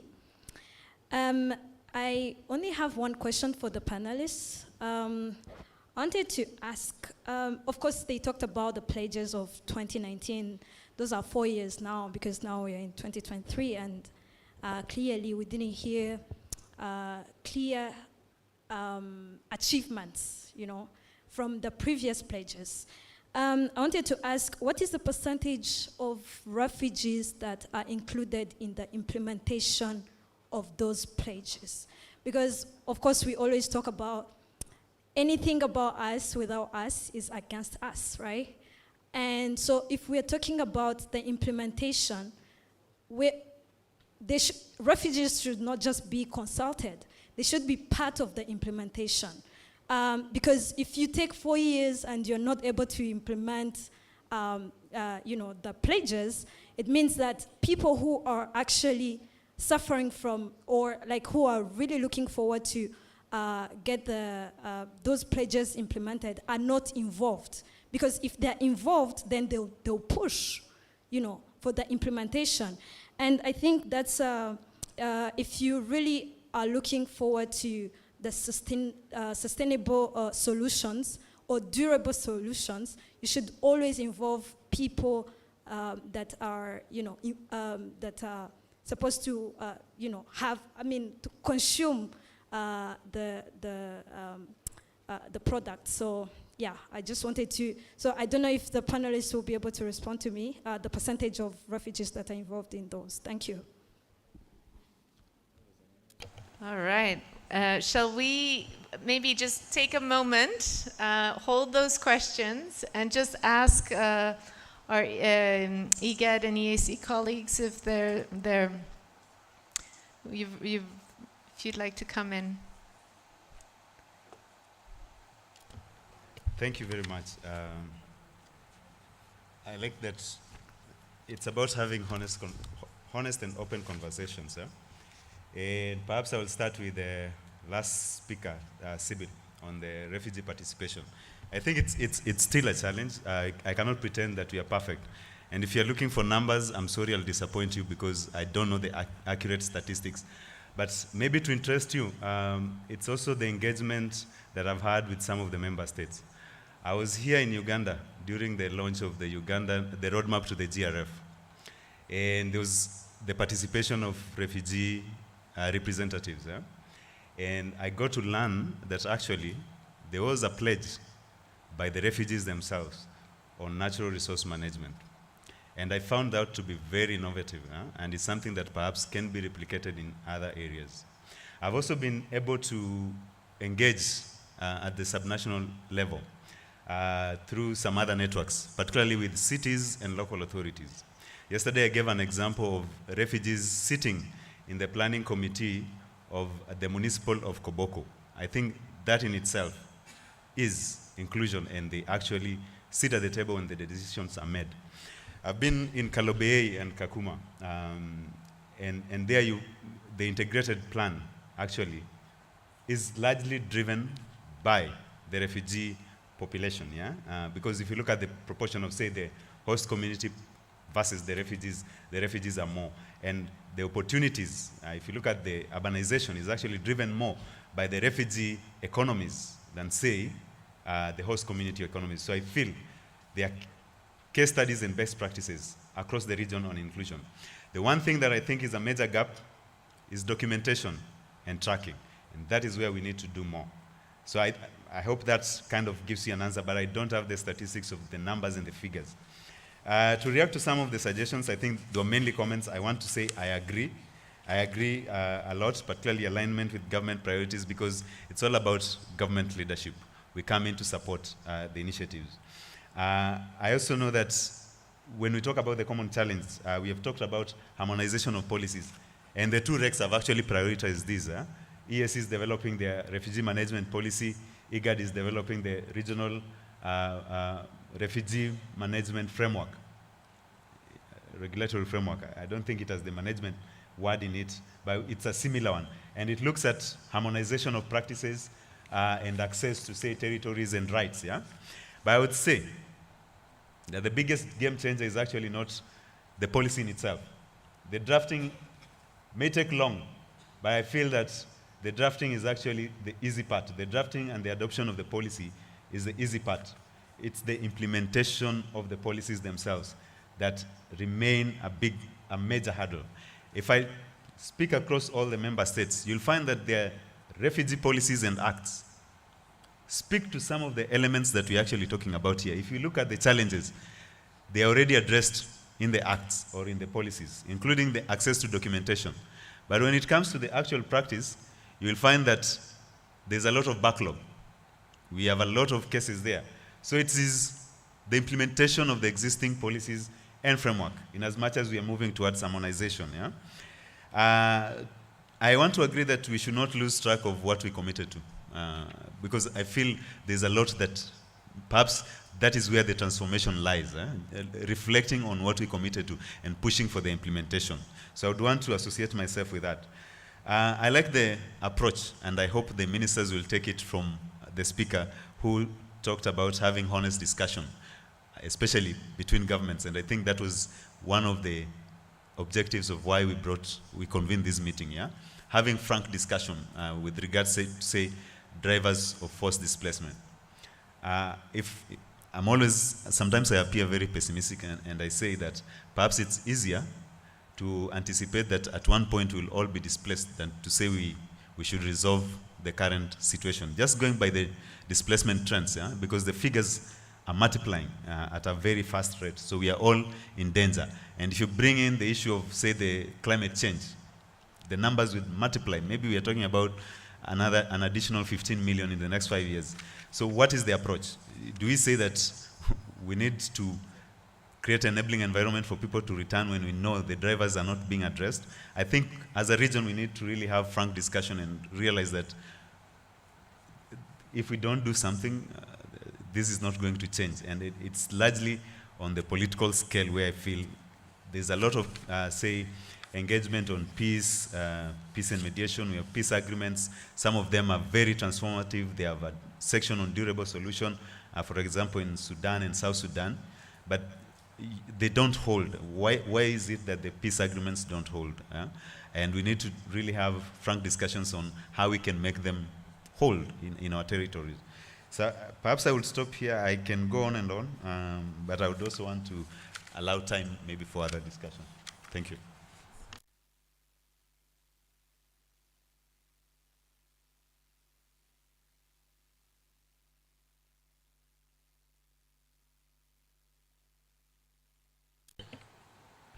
Okay, thank you. I think I'll just speak up from where you left. And maybe within our mandate as RECs, and again, when I say RECs, I keep looking at AU, we need to take it up from where countries stop. Because again, we can't be doing what countries are doing. And I think as we make pledges, we should avoid probably replicating what could be otherwise be done by countries. Instead, help them to achieve their pledges. And one way is responding to the first question, how do we track implementation? So I would feel that instead of probably coming up with a pledge that again replicates what countries are doing, we should, for example, look at how do we then track implementation of the different countries. Are we going to come up with a database? Are we going to come up with a scorecard? Are we going to come up with even beginning with an action plan? Are we bringing countries together, see which what each country has pledged and maybe share even among ourselves, because again, the issue of refugees is just beyond one country's mandate and jurisdiction. You'll definitely need the knowledge and input of another country. But do countries even talk among themselves about the pledges they have made? Or you just make your one pledge or 2 or 20 and go with it, struggle with it, after 4 years, come here.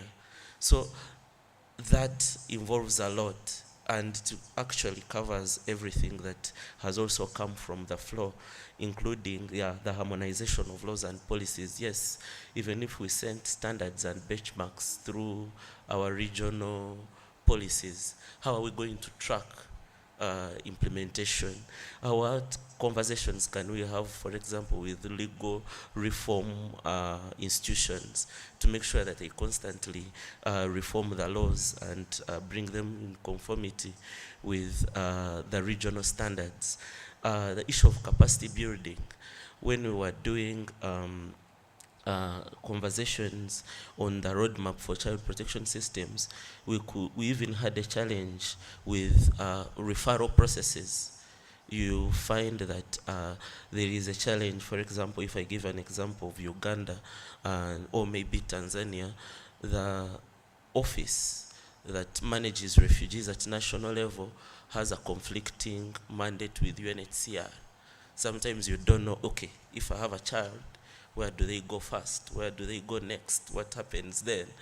Yeah, so that issue of capacity building to make sure that the implementers at all levels know the standards, the pledges, things that are discussed in these good, beautiful rooms can reach where the action really happens.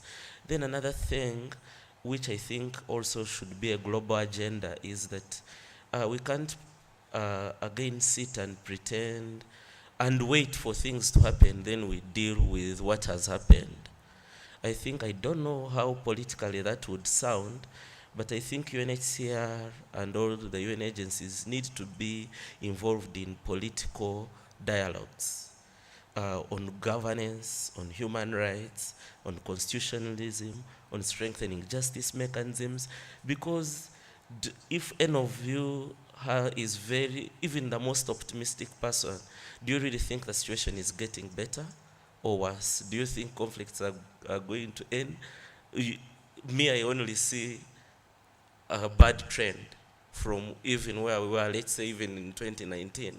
We have had more conflicts come up.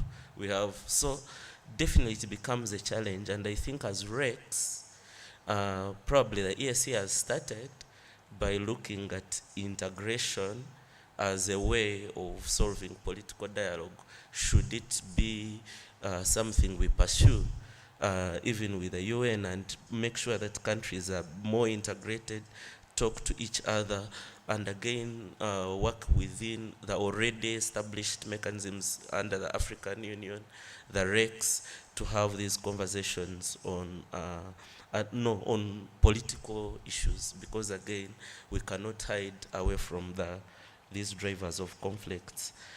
Yes, the other issue which we need to take up really is that one that came on development funding rather than humanitarian efforts, because that is a very academic conversation. A lot needs to be looked at. For example, even if it becomes development funding, how do we then track compliance and with this funding?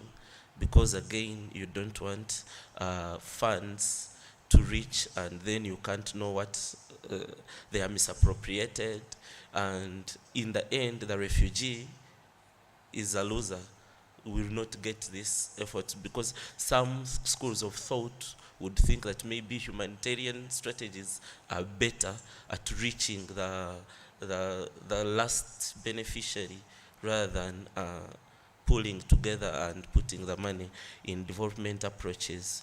Then on participation of refugees, yeah, that is a challenge, but I think the strength is within the national and subnational mechanisms. at regional, again, what we could do is to set these standards so that even when we are discussing policies, because that is usually our mandate, to set the standards at that level.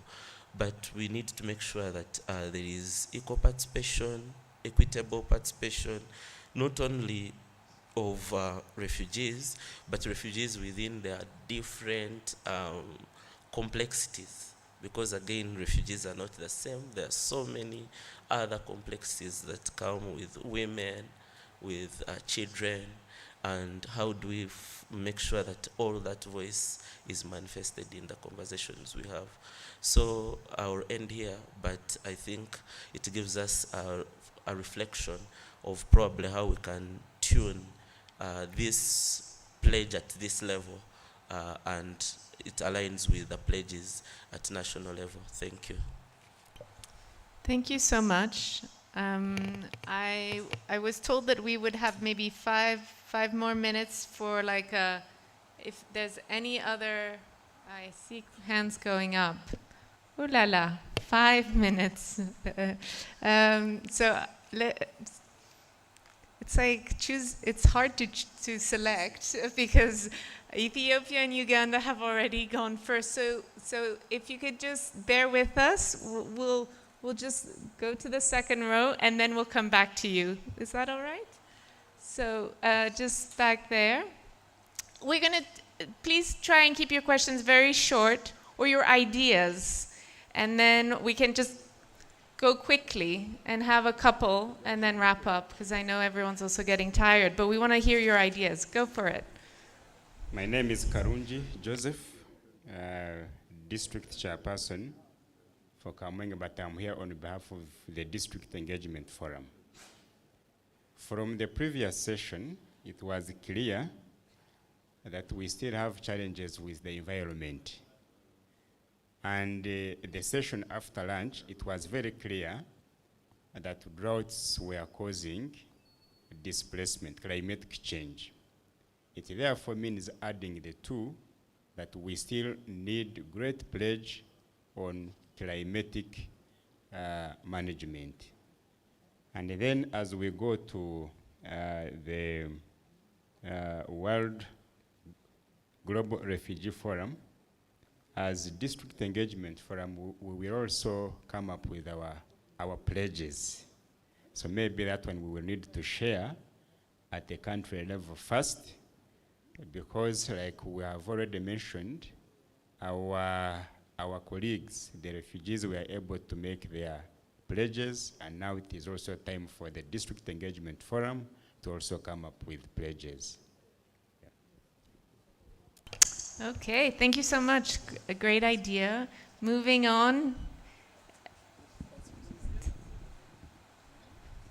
Thank you. Yeah, thank you very much. Based on the submissions of the panelists, we do appreciate that when it comes to implementation of the 2019 pledges, not much has been done. They were quantifying it at around 40% achievement.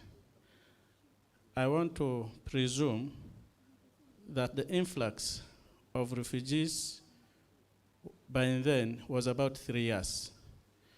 But now that we've learned a lot of experience when it comes to hosting refugees, and whereas we talk about pledges, I would equally propose that we use the Global Refugee Forum to share experiences of how it means to host refugees. We also use it to share the challenges that as refugee hosting countries we're experiencing. Besides that, when we're talking about the pledges, I know we need the resources to implement these pledges. Our biggest challenge from the donors and from the countries that support us when it comes to implementation of these pledges is giving loans instead of grants. And this makes the African countries that are hosting refugees to be more indebted. I want to presume that the next Global Refugee Forum should be able to look at how the donors must support the African countries with the grants rather than loans. Thank you very much. Okay, scanning this way. You're receiving applause. Okay, one last one in the back, and then I'm not looking at this part of the room anymore, with the exception of my friend from the first row. But just at the back there, yes? Go Thank ahead. you. Good afternoon, ladies and gentlemen. My name is Najib. I'm a medical doctor by profession. I'm the health secretary of Somali Community Association in Uganda. Actually, Uganda is the best country for hosting refugees. I'm a refugee. I've been living here for 10 years. I've noted some refugees have skills and knowledge, and they face problems, including loss of community support, difficulties finding employment, and lack of transportation. All those challenges led refugees to remain calm, not to come in capital cities or big cities in Kampala, in Uganda. Although those who are able, they come and they try to work to implement other skills that they can have in here. My question is, does United Nations, durable solution is, does United Nations Refugees Agency and supporting developed agencies has an idea to implement some small business for refugees in order to reach durable solutions for refugees in East and Horn of Africa? Thank you.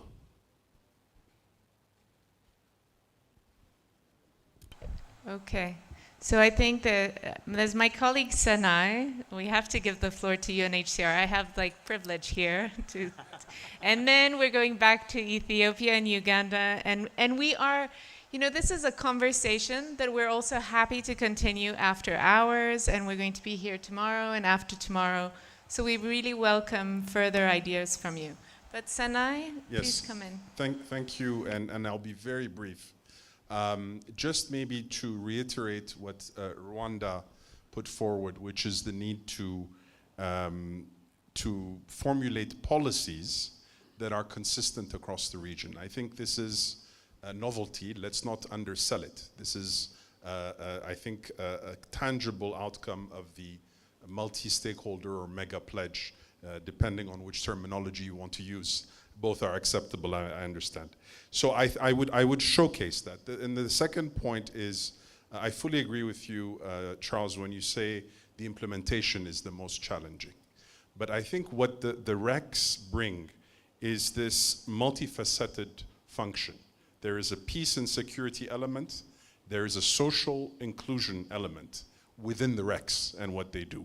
And I think that is something that can be front-loaded in the joint pledge and underscored. On the country pledges, fully agree. I think that in 2019, we had a number of multi-year strategies that were meant to implement the pledges. I think it would be useful to take stock of where those multi-year pledges and strategies stand in a collective manner, because I think part of the issue is that there have been many pledges made, but no attempt to regroup them under strategies, multi-year strategies of the region. And I think that may be a useful reference for matching resources. And the last point that I wanted to highlight is, and this we need to be very factual about. In 2019, we had 4.6 million refugees in the region. We now have exactly 1 million more. So there is pressure on the region, which we need to report and be very clear about, because let's not forget the GCR, not the GRF, but the GCR, which the GRF is meant to implement, is first and foremost about responsibility sharing. And it is about easing pressure on states in the region. So I think it behooves both IGAD and the EAC to make the point that that dynamic is there. Equally important, and we've discussed this in our group, is investing in reintegration. We have close to 600,000 refugees who have gone back to South Sudan, over 200,000 who have gone back to Burundi. Their, if you like, fate is in the cusp if we do not use this upcoming GRF to advocate for sustainable reintegration. That is, in my view, an imperative. If that does not come in through the pledge, I think that those countries concerned, and I think the donors would have an issue with us. So just those very concrete submissions. Thanks. Thank you so much, Sinai. Ethiopia.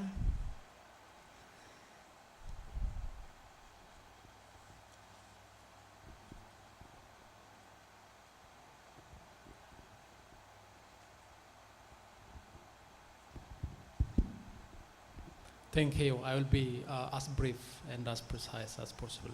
So having common regional pledges are something commendable. Referring back to the 2019 pledges, they are very bold but very ambitious at the same time. So in presenting pledges in this round, we need to be as practical as possible, because this burden and responsibility sharing is at stake. Because countries that committed to share the burden and responsibility of countries that host a large number of refugees are not exactly living up to the expectations of their the countries that do host. Because in terms of resettlement, repatriation, or funding, even the very pledges that were promised on the GRF are not that much fruitful as we speak. So we need to come up with a very practical pledge that could be implemented during the coming 4 years. The other important point we need to take into account during pledge announcement is aligning those pledges with the very national priorities and plans, so that it could be possible to mobilize the resources to implement the pledges. Even as we speak, we are getting challenges even in undertaking the very basic mandates we are entitled to in availing humanitarian assistance to refugees, because funding now is shifting to development intervention. So funding is dwindling over time with regards to humanitarian assistance. So we need to take all these factors into account in presenting new pledges for the coming 4 years. Merci beaucoup.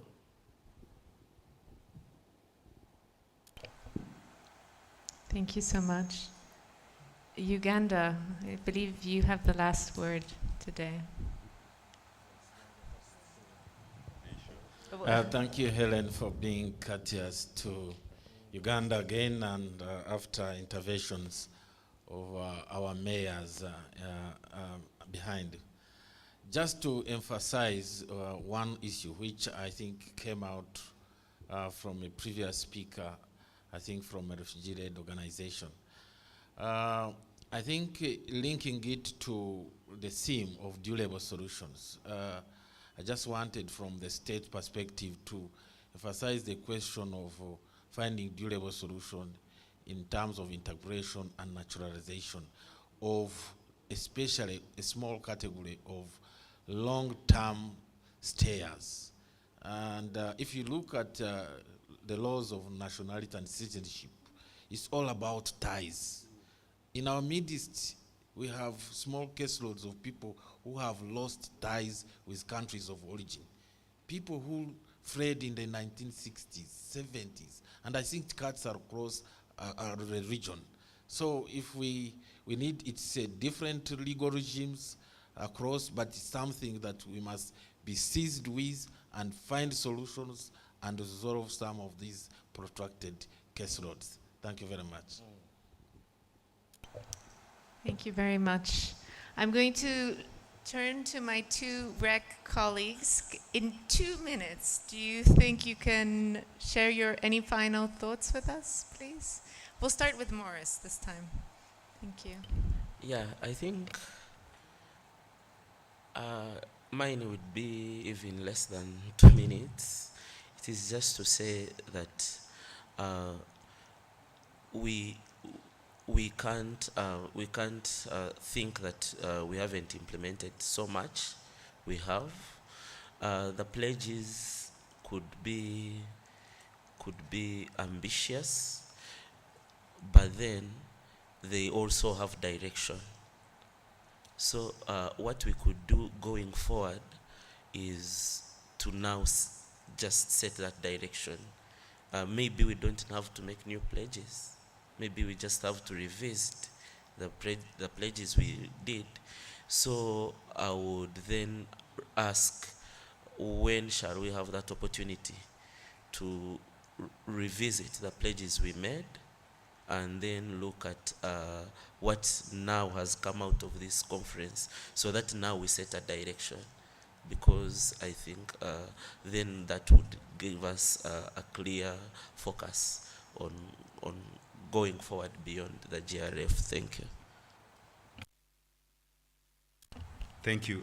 I don't have a specific intervention per se, but I think a lot has been opened up. I like the suggestion by the Commissioner himself, particularly on the long-term refugees, and I think there we need to do something.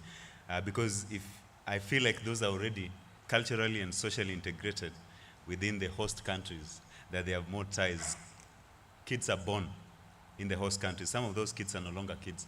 They're actually adults, more than 30 years, you know. They have zero connection to their countries of origin. So I don't think there's ever an opportunity when they'll ever have the chance to go back, or even if the chance is there, the connection and the ties to go back. So that one, I think we also need to be open to other solutions, including naturalization and integration. And that is me saying it as IGAD. I hope they will not clap and then member state disown me. I'm just throwing it out as an idea. The second thing is the idea that my colleague Senai has shared. And I share the same concern, on returns, particularly returns to South Sudan. I know that for the spontaneous return to South Sudan, I know they have received very limited support.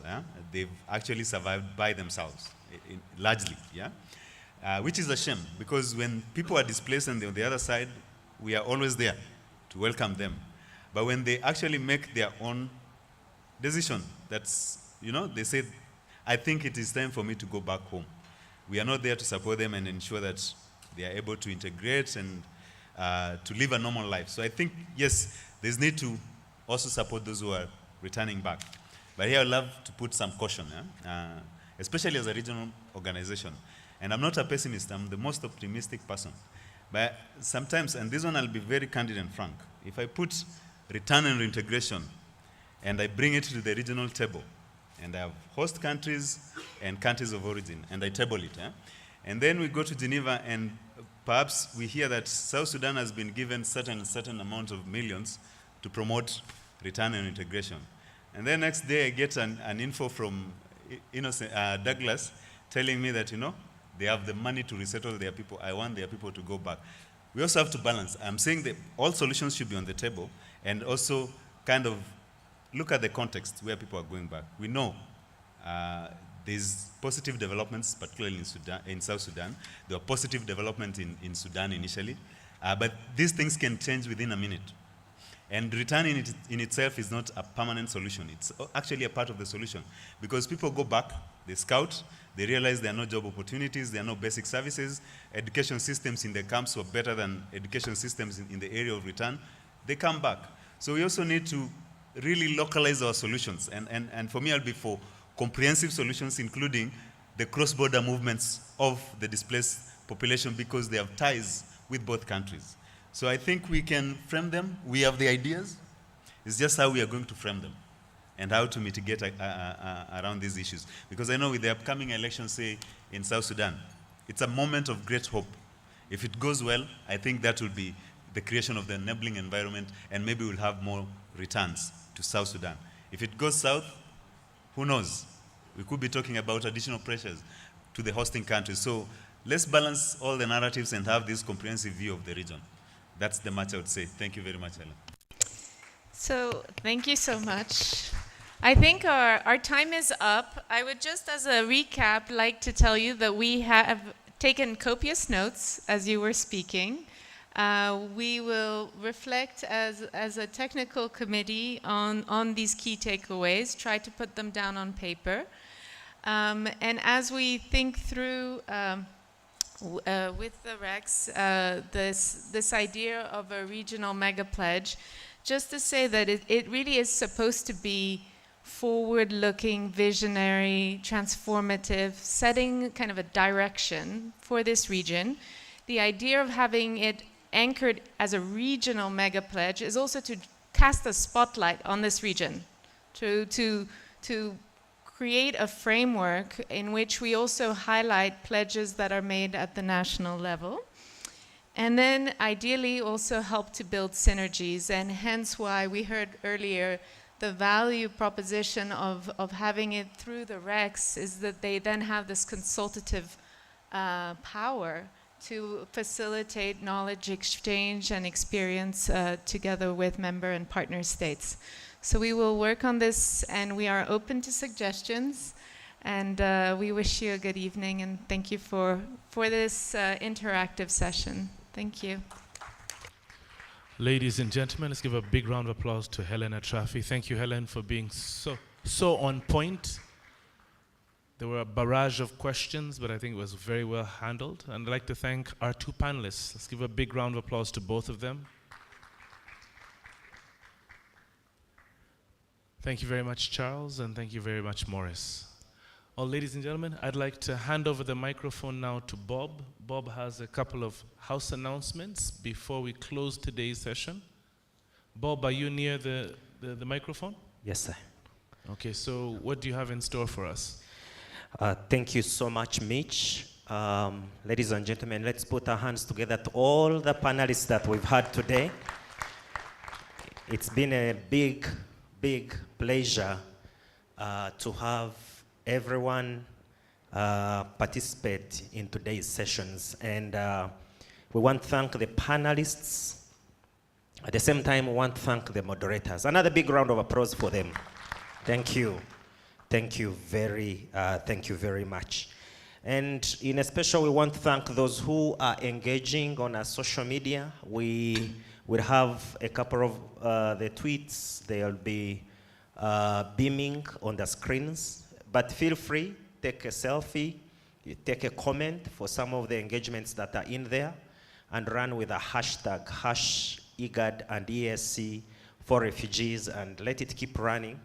A special thank you to the team from the government of Uganda. We have a big team from the Uganda Media Center and the Government Citizens Interaction Center who have been pushing our social media engagement. Please, a round of applause for them. And we know that the impressions are hitting over 300,000 at this time. And we thank you very much. Today, we have come to the close of the sessions today. And tomorrow, our sessions start at 9 a.m., Mitch? Yes, I'm having confirmation.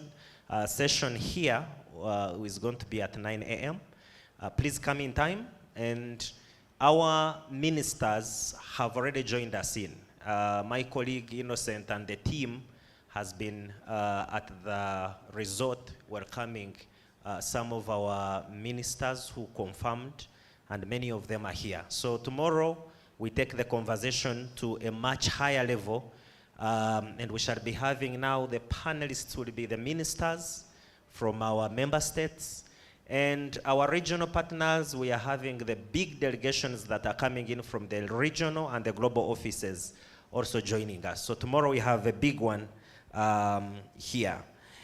I'd like to close. We have our tea break, but finally, I know that a couple of us have contacted me on how to have their group photos. So while we have our tea, our camera crew is going to be here. Country delegations, if you want to have a group picture or partner delegations, our camera crew is going to be here, and they'll be able to take your pictures. Thank you so much, and have a good evening.